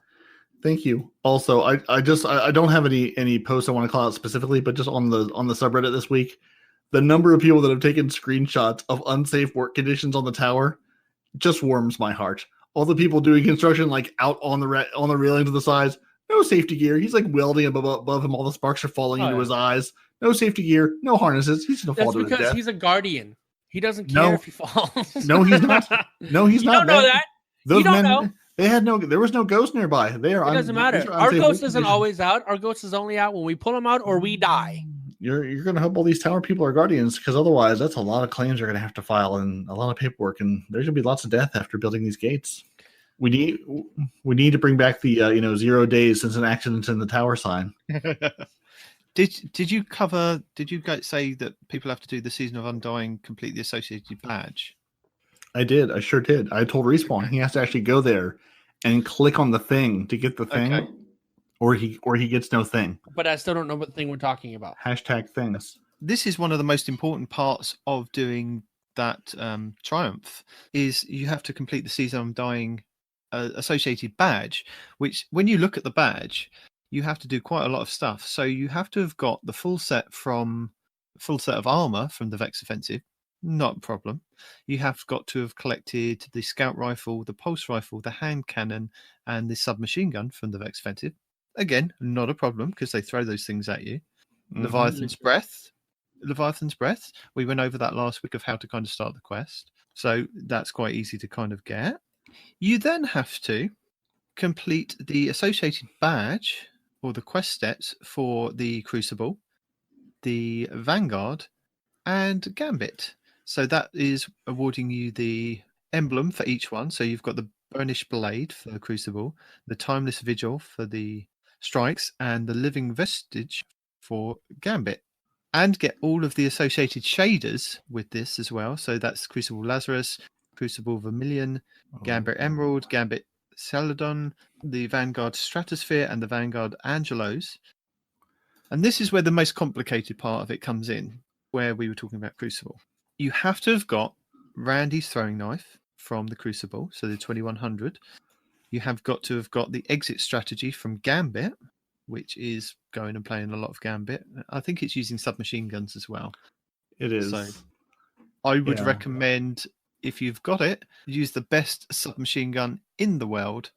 What's the matter? He's very confused as where you are for the Okay, Season of the Undying. Yeah, the Season of the Undying badge thing that I clicked through on Braytech, which I can't link to you because I have it set up as a little app on my computer. Well, if you go into the Bungie app, you go to collections, you scroll down, and it is the Season of Undying tab that you want to look at. You'll find all this stuff and see what you've actually unlocked. Yeah. So I still need a couple of shaders, Leviathan's Breath. I got my exit strategy. Haven't gotten the other two done yet, But I have all the Vex offensive weapons in armor because, again, they throw them at you like there's no tomorrow. So, as I was saying, Risk Runner is a really good one to use in Gambit for the submachine gun kills. And then you need to have also So collected... is the Recluse. Like, hello. Like, hello. Yes, but if you haven't got the Recluse yet... Go get it. Like you said, 2100's easy. Yeah, 2100, you do have a chance of getting your Recluse as well as your Randy's throwing knife. And you've also got to get the Edgeware machine gun as well. And your Lunas Howl. No, you don't have to get the Lunas Howl for this badge. No. Oh, I see, for the badge. We don't care about the Lunas Howl.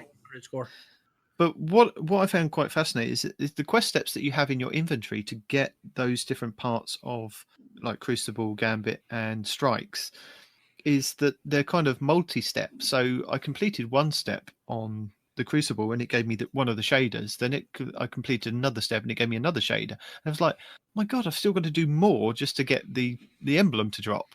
And I believe it's probably the same for all of them. And then you need to get the ship, which...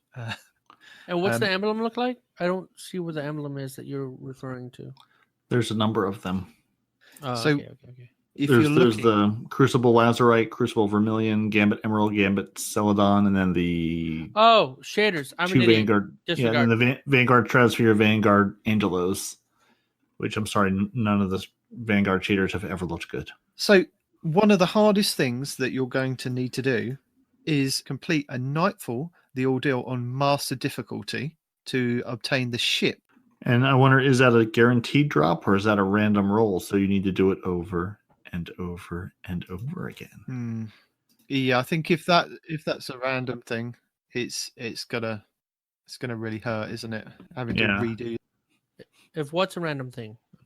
The Spear of the Four ship dropping from the Master Nightfalls. Well, looking at Braytech.org's number so far, 1.68% of people have that ship. Whereas Randy's throwing knife is at 2.36%, and then both Exit Strategy and Edgewise are about 3%. Whereas all the Vex weaponry is sitting at 40% for everyone, between 40 and 42%. Because let's face it, if you stepped into the freaking Vex offensive and finished one, they've showered you with the weapons. They're there. Spear of the Four. So you get that from the Vex offensive, you're saying? No, Master level Nightfalls. Master level, the Ordeal Nightfall on Master difficulty. So, which I assume is a 980. Is that the highest one? I believe so. Yes. And I'm really curious about the Timeless Vigil emblem, because you have to complete the Season 8 First Watch Pursuit, and less than 0.5% of people have that one. But again, like I was saying, the reason I bring it up now, Bungie have kind of glossed over it in there this week at Bungie and not made too much of a deal about it. But it is quite a big deal if you're one of these people that want to kind of chase a triumph to put on your character throughout the season. You do have a chance of getting this one. It's not too easy, but it's not too hard. I think the hardest part is going to do the Nightfall ordeal. The rest of the stuff is kind of grindable if you've got the time. And mention it now that we've got like 40 days left of the season, roughly. TikTok. You do have a chance to actually get this. So I thought it was quite important to let people know. I just need a big season timer whenever I come into the tower. Just a huge, death clock is above us all, counting down. There's no reason not to, right? The season ends in. Just have those flick clocks. I don't know what they're called, where the little tiles flip down, as it's ticking away. Just somewhere, man. Yes. Put it right above the gunsmith, right? Everybody always goes to the gunsmith. Put it right above the gunsmith. Really, what does Saladin do most of the year? We can just have Saladin announce every hour on the hour how much time is left in the season. The time is now. There are 39 days, 12 hours left. This much time left. No, we need to give old Tess over at Eververse something else to do, because now that her Eververse has moved to the page on the director that we can easily access, nobody wants to go and see her. Dude, you obviously have never run a small business. Do you have any idea how much time and effort it takes to mail all this crap to people? She's a busy woman. You want to talk about Tess? What about poor Amanda Holiday? For real. Or I don't know, any of our faction leaders. Amanda's been working on that same sparrow for 2 years. It is going to be a phenomenal sparrow when she's done with it. I mean, I walked over there to start my Leviathan's Breath bow quest, and I was like, "Oh, Amanda, I missed you." And then I was like, "Oh yeah, the space gods, you guys are here." And the poor future war. I mean, at least the future war cult lady robot. She's a robot. She can sit there for days. She's an exo. She doesn't have to go anywhere. There's no bathroom breaks. She just sits in her little room all day, every day. She's either making a sentient sparrow that can freaking transform, or she's the worst mechanic ever. Be working on that same sparrow. For I believe the problem is that she works on ships, not sparrows. So it's chalk and cheese. Okay, so that's why she's still working on that one thing. She Chalk can't work out the bugs. and cheese. Chalk and cheese, 2 different things. Yeah. I don't know. I think they taste the same. Is this an expression we should be aware of? Is this a Night Demon original, or is this a thing that other people know about? It's a thing in Britain. It's an English thing. Yeah. Okay. I love throwing these things in that you suddenly go, what? Right. And that's what I need to know. Is this a Britishism or is this a Night Demon original? Clearly, he doesn't spend enough time on the BBC. Shame on you. Clearly, I don't. No. No, a Night Demon original would be. We can't say that on the show. Would be what? Did you say? See, that one I was familiar with. So. Okay. Yeah, when you get him really worked up, he will call people and it's hilarious. Because see, that one I was familiar with. That I knew was a Night Demon original. Yeah, because I've never heard anyone else refer to anyone as. Although I think I've said it for so many years, it's now kind of slowly gone out into the ether, and other people have kind of picked up on it now. It's just part of the vernacular. Yeah, it's now part of the English language. Yeah. So there was a fashion show, and it says clearly here that Night Demon didn't win. So we are not discussing this any further. So moving on. No, but we can say people won. Well done. That's it.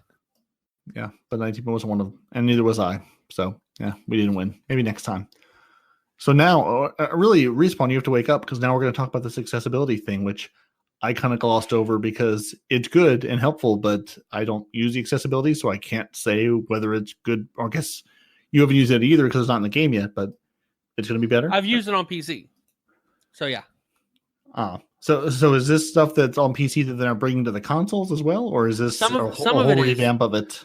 Some of it is. Where's that list at? I'll tell you what's not. There's Color Your Words. Oh, Color Your Words. That's it. That's the one that's not on PC, where you actually get to change the color of your title. But other things like changing your reticule color, changing your field of view, yada yada yada, that's already on PC.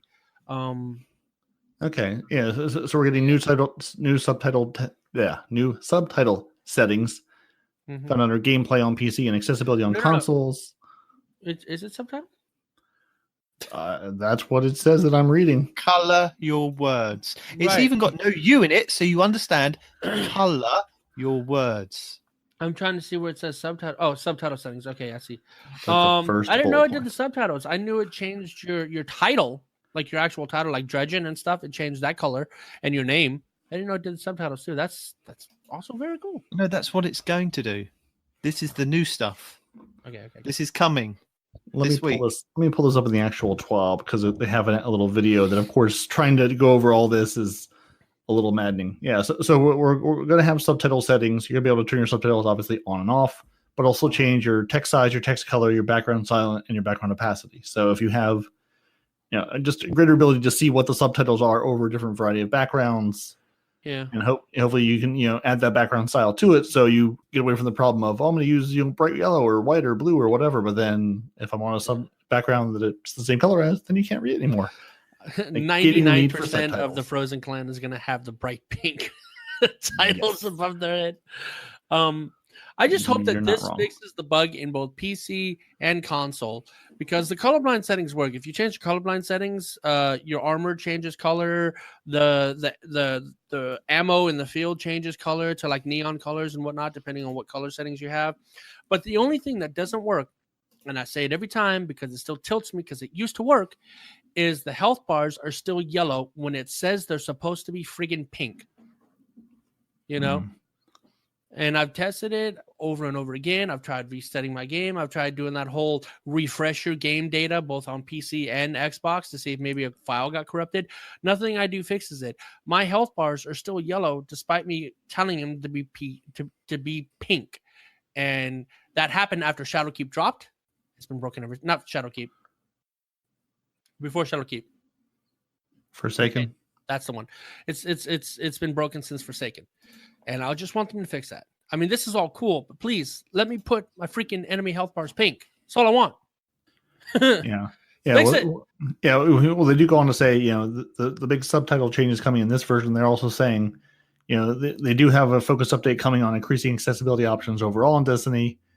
We're looking at additional updates in the future. One small example that didn't quite make this next release was a fix for the subtitles disappearing when navigating between menus. Again, it is something they're focused on and looking for feedback on. So go to Bungie, tell them about this. They're probably aware of it, but it looks like at least it's on their radar of things to focus on now and fix. So if this doesn't fix your bug, hopefully the next version will. I do hope so, man. Also, I hope that we get field of view on console, because it does change your life. It doesn't sound like much, but when you put it to 105 instead of, what is it currently, 70 or 80? Don't know. Whatever. There is only one. It's the Highlander field of view. So you know how on console, when a hunter dodges left or right, he's out of your field of view. You can't see him. He's disappeared at this point, right? And that frustrates a lot of console players. On PC, that crap don't happen because our field of view is so wide. The hunter dodges to the left or to the right. You're still there. I'm still going to punch you, shoot you, etc. So it does make a difference, especially in PvP. So I do hope that they bring that console. And that's all we have for our color your words. So your words will be different colors. The end. Right. That's it. We'd love your feedback on these changes. Make my freaking yellow bars pink. Freak shows. Paroty's player support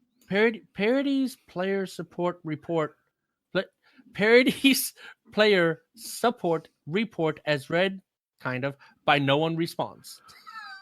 Why is Peroty not reading it? I was just joking. Of course. He's just trying to read the title. That's all. He was just struggling to get through the title. If he can't get through the title, then I can't get to the report. If there's no report after you read the title, you got to read the title first, and then you read the report. #Godrolls. Now, we're getting update 2.6.1, which I feel like we've talked to death at this point. But hey, coming on Tuesday, which will be like, about the time this show comes out. So put this show on while the update's coming out, and you'll have all you need to know. So next Tuesday, or today as you're listening to this, Destiny 2 is getting update 2.6.1. It's scheduled to go live. Maybe it will, maybe it won't, but it probably will. It should introduce a broad variety of changes to the player experience and resolves a number of known issues since the Shadowkeep launch. Here are some of the highlights. So we're resolving an issue that had prevented some veteran players from unlocking the Black Armory Forges and completing the mysterious box quest for the Izanagi's Burden. Resolving an issue that prevented players from abandoning the mysterious box quest for the burden on alt characters. It will be retrievable from 8.1 now. Resolved an issue where the Exodus Black Destination quest could not be recovered if abandoned. It will now be recoverable from failsafe. They've resolved an issue preventing players from earning the Silmar's Design Triumph. This triumph will be unlocked retroactively for eligible players. Resolved an issue causing the daily bounties from Eris Morn and the Lectern of Enchantment to rotate weekly. Resolved an issue where they increased the load times for previewing gear while traveling between destinations. Now, we'd like to remind players we've also resolved issues causing the crashes in the Kofanen's Forge in the hotfix 2.6.0.4 they pushed previously. Nice. Players who previously encountered issues with the Black Armory content are highly encouraged to try once again in 2.6.1, which will be available on Tuesday. Again, go to help.bungie.net or the @BungieHelps on Twitter to report more things. And I feel like we talked about all that before, but hey, they're getting a bunch of fixes in. And I did want to highlight, too, that they have definitely fixed the... Again, they say they fixed a bunch of bugs with the Izanagi's Burden quest. So I guess there was an issue with the 8.1 wasn't giving out... They're going to fix, right? Well, they haven't fixed yet. Sorry. They're going to fix in 2.6.1. There was a bug preventing 8.1 from giving out key molds to progress the progress quest for the Izanagi's Burden. That has definitely been fixed in 2.6.1, so that'll come Tuesday. And right now, apparently, no forge weapons are counting towards the progression of quests for Jotun and Le Monarch and things like that. They're investing that Jeez, I can't read today. Let's try this again. There's also a bug with no forged weapons counting towards the progression of quests for the Jotun and the Le Monarch. They're investigating these, but they haven't figured out the fix for that, so that will not be coming in 2.6.1. And BNG Help 6 reports that on the forums. So if you're trying to get Izunagi's Burden, that's fixed. If you're having other problems with Black Armory, may or may not be fixed. So again, there's a new emblem. They're looking out for community-created videos. We take our favorites and feature them each week. So if you want the new pretty emblem, Skip it. Submit a video. No, skip it. Go. Leave. Charity event. Cool. Charity event. Give the money. Give the money. You can get some sweet rewards in game. Woo-hoo. So give money to the kids. It's to benefit the iPads for Kids program and the Children's Miracle Network, benefiting sick kids around the country. So if you want the sick kids to be less sick, you want them to be happier. If you have some extra kids you want to give away, maybe swap them for a sick kid, give Bungie your money. I've got a couple of old iPads, iPad 1s. Can I give them to kids? Yes. I don't know. You should contact the Bungie Foundation and see what they want to do about it. Give them to your They may not accept your British iPads. There may be too many use on them for the other children. It's hard to say, really. Anyway, charity event. Give $10. Get an emblem. Give $50. Get an exotic gilded ghost shell. Get $100 or give $100. Not get. Give $100, and you get both of the above items. Plus,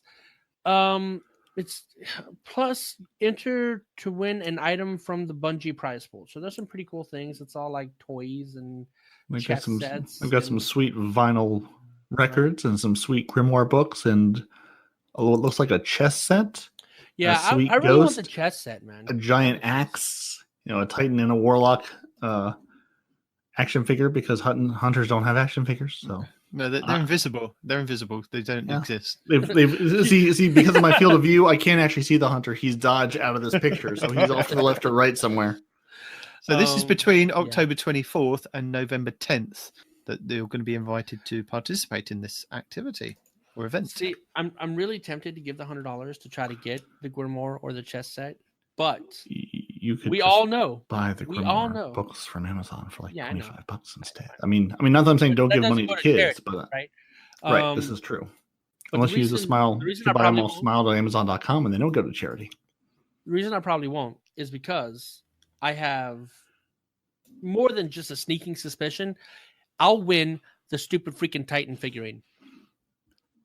You will. I can pretty much guarantee it. They'll be like, oh, hey, I know this name. I've seen this podcast. Let's send him the Titan. Absolutely. Yeah. But more importantly, you can sign up to do a charity stream as part of this event. Oh, biscuits. So on October 29th at 12 o'clock Pacific time, they'll be kicking off a 24-hour Festival of the Lost streaming marathon with some of your favorite content creators, culminating in a live stream with the devs over here at Bungie. And they have a sign-up link. It's in the TWAB. Go to the TWAB to look at it. I'm not reading the URL. It's stupid. You can sign up for your Destiny fundraiser. The fundraising stream between... No, wait. No, this says... I'm very confused now. Are there two different streams? Oh, no. Oh, I'm sorry. So you can sign up to host your own Destiny fundraising stream between October 24th and November 10th. You'll have some incredible prizes for you all. And then on October 29th, they'll be kicking off their 24-hour stream, cultivating in their Bungie event. Got it. Reading. Good. We're on it. Things. So, Respawn, go sign up. You and Luna need to stream. This needs to happen. It's going to be hilarious. Jeez. We've got a hot take just coming in on the Bungie Help Twitters. What? Oh, Bungie Help Twitters. Will this be a hot take in 4 days when this episode goes live? No, but it is now. So beginning on Tuesday, October 29th, the Stadia platform will show up as the login option on Bungie.net and the Destiny Companion app. Players won't be able to log in using Stadia nor set up cross-save until a later date when Stadia profile creation has become available. No. End of your hot take, but it takes us into the additional news and information. Peroty! Now that we've been hot taken into our additional news, Cosmo's got some information for us.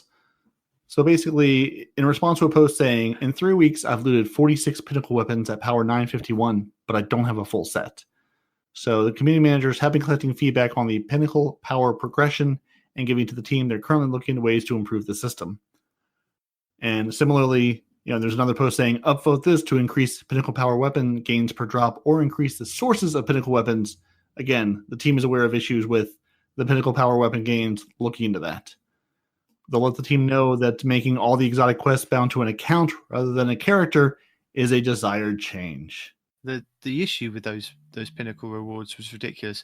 Now, I'd refreshed my Destiny item manager many times in the last couple of weeks. I had played the Iron Banner. I'd got my 951 drops. Okay, I had a helmet at 951. Why? Now you have another helmet at 951. No, I deleted it. I was so angry with it. That's what I'm saying. Why do I get another helmet drop from doing a Nightfall and getting a powerful reward when I don't need a helmet? You want the real reason? No, I don't. I'm just throwing it out. Well, at least you got one from the Nightfall. Whenever I did the Nightfall, all I got was a 950. I didn't even get a 951. Just because you're not special. I'm not even there yet, so I don't care about your problems. My mom says I'm special. Yeah. Sorry, Peroty.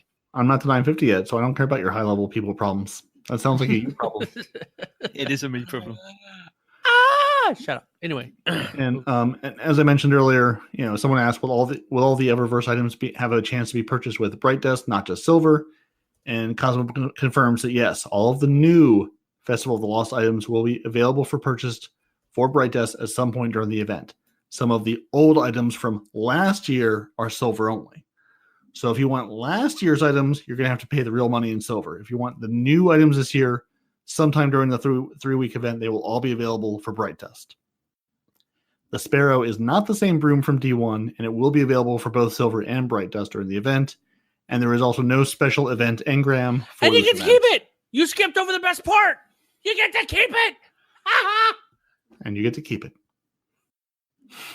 What's the betting? It's silver for the first week, so that Respawn has to buy it the first week. And by the time it's got to the third week, it will be Bright Dust. You say and then that he'll like moan. it's a bad thing, man. No, but then you'll moan. No, You'll go, I could have picked this up for the Bright Dust, and they've made me pay for silver the first week. So you're happy with it now? Me support. Yeah, no, we Good, discussed okay. this. I don't mind giving them silver because it's to support the company whose game I enjoy playing, unless it's in PvP. So hopefully, if I bribe them with enough purchases of silver, maybe you'll take Titans out of the game. I don't know. We'll see. If you buy enough silver, maybe they'll consider it. Right. So, this one I feel like needs no explanation. The feedback to make the Valorant Gambit giant rank up banners less intrusive has been forwarded to the team. Because it's hard to see what you're trying to do when all you can see is a giant rank up banner that takes up your entire screen. Well, when you're trying to back out of a match and just... Exactly. There is only your rank. There is nothing else. If you've won the Movie of the Week emblem, you'll need to win it again to get the new Movie of the Week emblem. You can't get a free Movie of the Week emblem. Sorry. As we've mentioned before, you need to get the Undying title before the season ends. And apparently there have also been some people moaning about the Solstice 2.0 armor and its poor stats.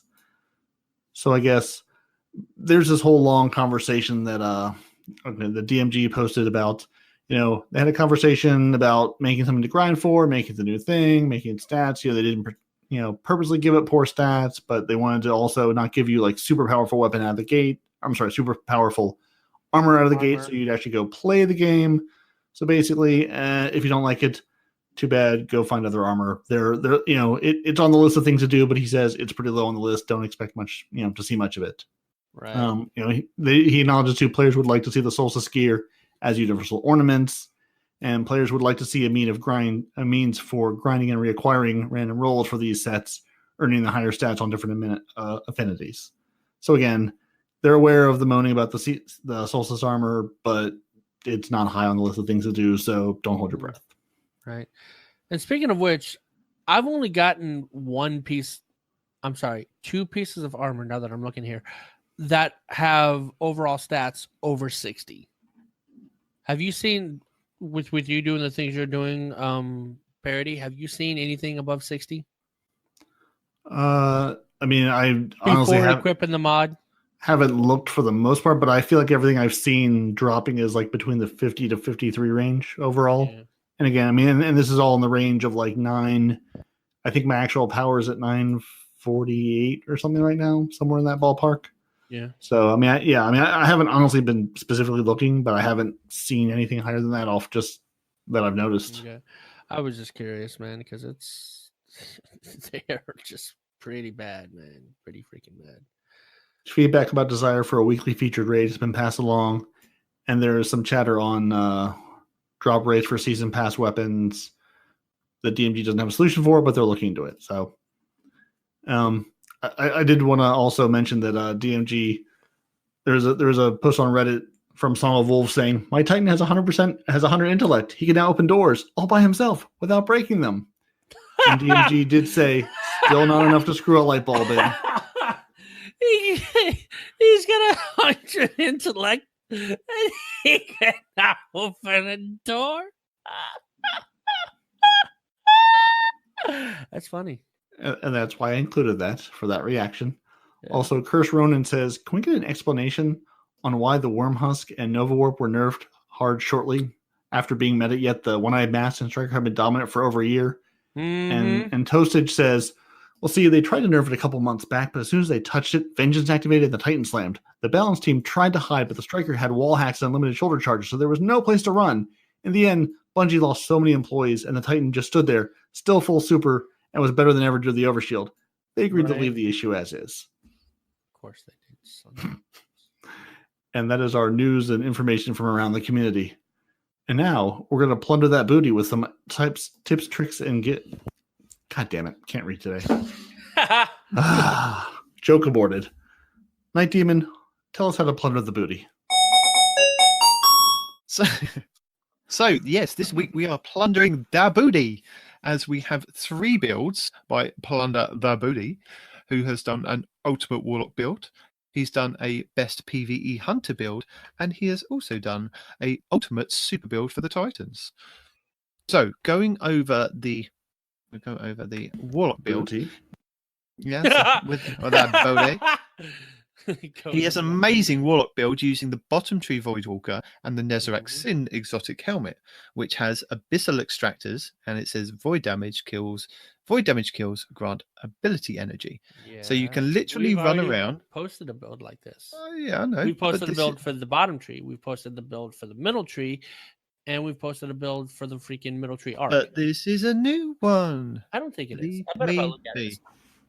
And for the people you that are go. like you who don't remember the builds when we talk about them anyway, they won't Yes. remember it was done I before. remember the so- builds. I used. You will get infinite health and grenades and get a ton of super as well. And he really believes that this is one of the best PvE builds out there, especially for difficult activities. So this is a new find for me anyway. And I thought I'd kind of highlight it for anybody else out there looking for different builds for their class. Are you talking about the infinite grenades build for the warlocks? Is that the one you were referring to? Yes, that's the one at the moment. Yes. Okay. So we also have one for the hunters. So he says it's the best hunter build for PvE using the Bottom Tree Night Stalker with Way of the Pathfinder. So when Shadowkeep launched, the Bottom Tree got a nice reworking, and the super is actually really, really good now. And Sure is. Plunder was one of the first YouTubers out there to actually highlight this, and I believe there has been a Mesa Sean video after this saying the same thing. But Plunder was there first. And with this, he points out that you get quite a lot of DPS with your first tether that you do on your super, and then every additional tether that you do after that does more DPS with the hits, and it also adds the debuff to help your team do more damage on the enemies. He puts the exotic boots, the Orpheus rig on, rigs. There you go. and that gives him an extra 2 shots. So rather than just having 6 shots, you get 8 shots from that one super, which is why it makes it a really, really good DPS now. So he goes with the best synergies and for the subclass, and there are a lot of things that make this class the far best hunter PvE build, including some of the new artifacts and mods, and he goes over that in his video. He also wants to bring your attention to a very fun build with unlimited supers for the Titan. And this again is with a Void Titan, not a One-Eyed Mask build. Literally, he gets his super every 20 seconds, and this can be done using any activity in the game. So the 2 main items that you need for this build are the Doomfang Pauldrons, which are the exotic gauntlets for the Titan, with the exotic perk Horns of Doom, with void melee kills, gives super energy and improves Sentinel Shield. And he pairs it with the new exotic auto rifle, the Monte Carlo. And the Monte Carlo's exotic perk is when you get a kill, you have a chance at refilling your melee completely or just refilling some of your melee energy. So it's a very good synergy build to use. And he shows you while doing like an escalation protocol solo. Very, very good fun. And it looks like it could be very useful in some situations. Then we have a couple of good Cheese Forever ones. So starting off with a tier 11 Warlock Discipline and Strength build. Forever, Guardian. He points out, using the exotic helmet for the Warlock, the Eye of Another World, you can build a tier 11 Fast Grenade and Melee build. So the exotic perk for the helmet is Cerebral Uplink, which marks priority targets and buff ability regen. This is key for the build. So what he basically shows you is that where you can spec out like 100% in one area, say your grenades, they recharge in 32 seconds. With the helmet on top of this, you can get the recharge down to 27 seconds. So that's what makes it a kind of tier 11 build rather than just a tier 10 build. Very good to watch. We then have MTash with a Toxic Warlock build. Now, blue screen from the clan was telling me about this build, and I had seen the MTash video earlier on in the week. Yeah. So I went back over it for the podcast, and he goes over how to put this build together. He uses the exotic gauntlets, the Controverse Hold, which resists your incoming damage whilst charging up a grenade, and it also improves your charge of your grenade. And he basically apes it around the Crucible in the video, showing you what he can do. Just constant healing himself. It's ridiculous, man. Yes. It's absolutely cancer. He does make you laugh, MTash.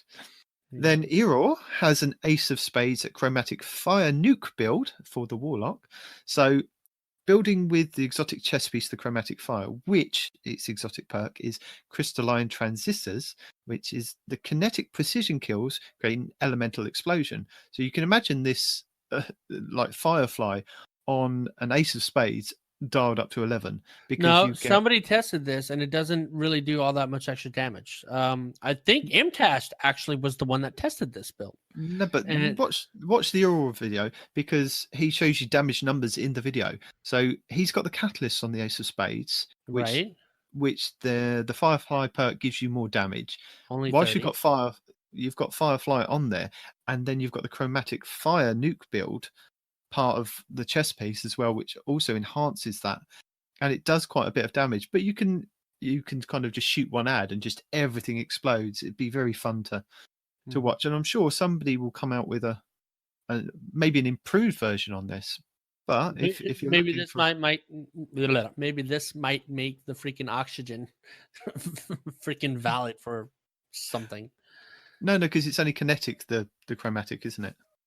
It is. Yeah, you're right. But the Chromatic Fire is aligned with whatever subclass you're on, so you'll get a void explosion or a solar explosion depending on what kind of build you've put together. So it's worth looking at. Then True Vanguard has an Eat My Ball of Lightning build for a Warlock. Very Warlock heavy this week. I didn't realise. He uses the Middle Tree Stormcaller with the Chaos Reach Super, and he uses the new exotic auto rifle, again, the Monte Carlo, and he pairs it with the Crown of Tempest, which is the exotic helmet for the Warlocks, and its exotic perk is Conductor Tines. Arc ability kills restore arc abilities, and constantly basically getting his ball of lightning to chuck out and kill people. And with the Monte Carlo, that also procs the melee to then help throw out the balls of lightning. And you can see where this is kind of going. And he spends quite a short amount of time explaining his build, but then just running you through Crucible and showing you kind of the amount of kills that you can kind of get with this build. So yeah, that's quite a good one. Then we move back into Cheese Forever. With the Leviathan's Breath, there is a quest step at the end that you have to do the Arms Dealer strike. And it's a harder version of the strike, but he has an easy cheese for the boss for you if you want to go and watch that. Then he has a fast precision bow kills area that you can go and get for another part of the quest step. Then Glitch Tutorials shows you that you can get, with the Leviathan's Breath, you can get, there's a there's an ammo glitch for it. Again, with the Wardcliffe coil, everyone's favourite. If you've got the Wardcliffe coil equipped, pick up heavy and then swap to the Leviathan's Breath, you get full ammo. But again, it's his video, so go and click and watch it just so you get some good views on that. Cheese Forever has a Master Nightmare Hunt Crota cheese. So he's found a nice little cheese spot that you can kind of hide to help your team out if you're having issues with that. EK has a Master Nightmare Fogoth time trial guide, and he walks you through the step-by-steps what him and his team are doing and how to get through that for this week anyway. So when that comes up again, that can be added to your list of things to do. And then something that I wasn't sure a lot of people are aware of, I know Blue Screen in the clan wasn't this week, and I wasn't until I kind of seen this video, but there are Wandering Nightmares. Did you guys know this? You might have seen the one down in did. One down in the Hellmouth last week. Mm-hmm. So yeah, I saw that one. Ran into one other one somewhere, I think with Blue actually. Yeah, there are 4. They're in the EDZ too, I believe. No. Right, there are 4 of these guys on the moon. There's one in Archer's Line, which is the current week that we're in. It's the Council of Fallen, I think it is. And they're down the original spawn point for Destiny 1 moon landing. They're down there. Then you had the one that was last week, which was the Ogre, which is down in the Hellmouth. And then there's 2 more that Ninja Pups will kind of show you where they are. So there's an achievement, triumph, and a ghost shell that you can get from defeating all 4. So that was something that I found that was quite interesting. He's got a guide for that. Then Datto has a Master Nightfall Savathun song run. Now it's not really a guide, but you can kind of, they go over the loadouts what the team have got, and it's not got the Izanami's Burden or the what's the new exotic? I can't remember the trace rifle. Divinity. They haven't got the Divinity or the Izanami. And he kind of just shows you what him and his team do to get through the Master Nightfall. So it might be something quite interesting for you to watch if you're building a team to go through and do that. Fallout Plays has a Arc Battery mod review. So he goes over what he finds interesting about that mod from the artifact and why it's a really good perk to pair with some subclasses. And then MTash has a Max Discipline review. So basically, throwing more grenades. And he shows you why that's a good mod or a good stat to build into. And that's it for all my lovely tips, tricks, and guides. If you're having trouble in PvP, that MTash build is amazing, especially for hunters, dude. Because I was playing with my son this morning and we were doing competitive together. And he's all like, "Dad, how many nades do you have?" It's like, well, depends on how many people I hit. Yeah. You know? Because honestly, if you're I don't know if it's this video, but he did a Max Discipline build with a hunter specifically. And it's his hunter PvP build, and it's amazing. So you have the 2 skip grenades because you have the vow. The hold on, I have it right here. It's on the tip of my tongue. It's called Shinobu's Vow. That's it. Shinobu's Vow give you 2 skip grenades with enhanced tracking, and I think it also does extra damage. And you chuck them, and they hunt people down. And for every one of those little ding-ding-dings that hit somebody, you get a full nade back. Well, if they all hit somebody, you get a full nade back, right? Cool. So you just chuck 2 nades out, you get 1 back. You chuck it out, you get 1 back. You chuck it out, you get 1 back. And they're not even really meant to kill. They do kill a lot, which I'm surprised about. But it's mostly just to take the enemy down. That way I turn the corner and I pop them with a Luna or whatever, right? So it's amazing if you're having a hard time in the Crucible. And I've just said that, and now I realize I'm going to come across this crap in the Crucible. So completely disregard everything I just said. But no, honestly, it is amazing. It's helped me tremendously. And that's why, like, I'm already more than 20% done in just a day of playing Crucible for my Not Forgotten, just because of this build by itself. It is, I cannot stress enough how good it is. So, yeah, sorry. Is there anything that we haven't discussed this week that we need to discuss, or is that it for the show this week? So that's all I've got. I'm convinced the game is never going to give me a Notorious Invader helmet. It just will not drop. It doesn't exist. Right, for me. we've been over this. They No, don't drop. You have to pick No, up the bounties each no, week. No, that's what I'm saying though. Get the I've picked bounty. no. I've picked up the bounty, and I keep getting non-Notorious Invader helmets. I've done this bounty a couple of times now, and it's just like no. You keep getting outlawed ones, which maybe I used a warlock or something else before. So I mean I did it finally after the third set of bounties now. Get a Notorious Invader helmet to drop. I just want the stupid triumph for winning a game with the full Invader set. That's all I wanted it for. But I finally did get it to drop on the Titan. It took for freaking ever because I kept being like, want an outlawed one? Here's an outlawed one. Have another outlawed one. I'm going, no. I don't want an outlawed one. I'm good. Thank you, though. So that is something that I think we should point out to people. What? I know it's like a year out, Right. But just remember. I understand that I'm like two they're- seasons late on this. No. But I'm saying I'm saying that in about a year's time, they will probably make a decision of which game mode that they will go down the route of keeping. So Gambit or Gambit Prime. And with that, the triumph or the badge will be taken away, or you won't be able to do some of those triumphs for it. So if you are looking to do, I can't remember what it is, season of whatever, the Drifter. season Season of whatever, Drifter ones. very detailed. There is a title and a triumph that you need to have full armor sets and do lots of killing and pillaging and stuff like that. That will go away in a year's time. So if you slowly grind at it now, you won't have to panic when they say a month from turning it off, going, oh, you've got a month to do this. Do it now while you can. Grind out the reckoning and get those weapons and get the armor sets and just play Gambit and make sure you put those sets on at the time. That's the only kind of thing. Yeah, and really, yeah. And Gambit is just, I've been running around with my Sentry set, not so much for any of the other perks, but if you damage the Invader, it marks the Invader for your entire team, which lets people who can actually kill people from distance, like snipers on your team, have a much better time at things. That's what I've been using the Sentry set for, and I love it. You can mark the Invader, which also gives you triumphs and things for doing that, but it helps your team out much more than running around, frantically, because I'm usually solo queuing, so I can't talk to the rest of my team going, hey, he's over there. He's over there. Mm-hmm. Now I can mark him and everyone can see him.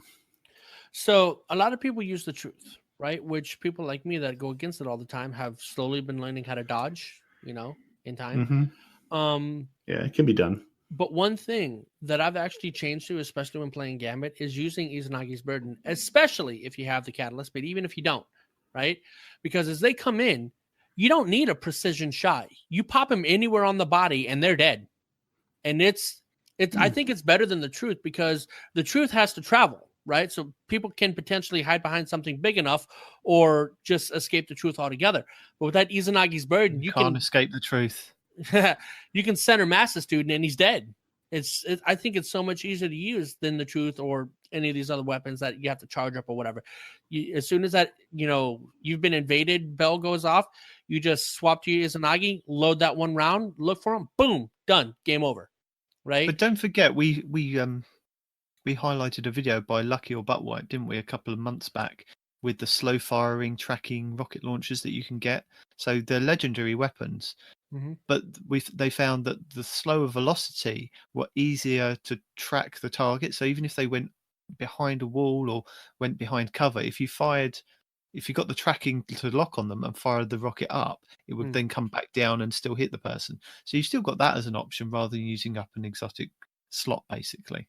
That's true. I mean, you could always do that. I was just saying that what I found out recently, people can disagree with me, but I've been having a lot of luck in Gambit. No, it makes sense. Izanagi's Burden. You don't even really have to aim. It's not like you have to tag that headshot or you have to whatever. Center mass the dude. It's game over, man.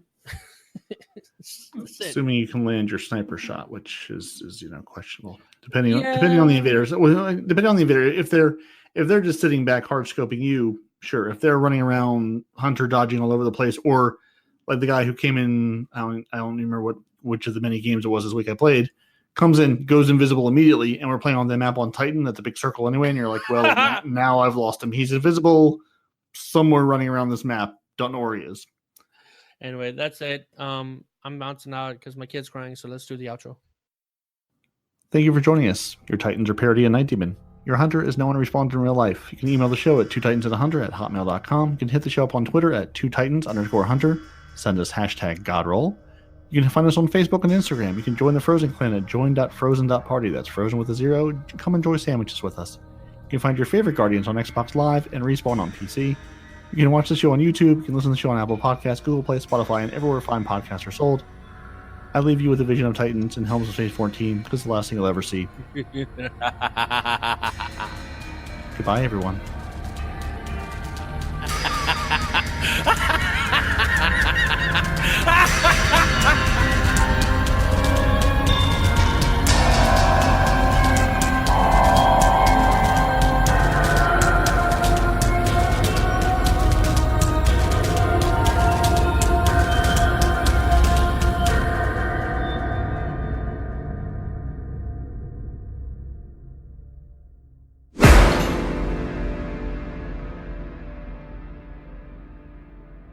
Back to your question, Demon.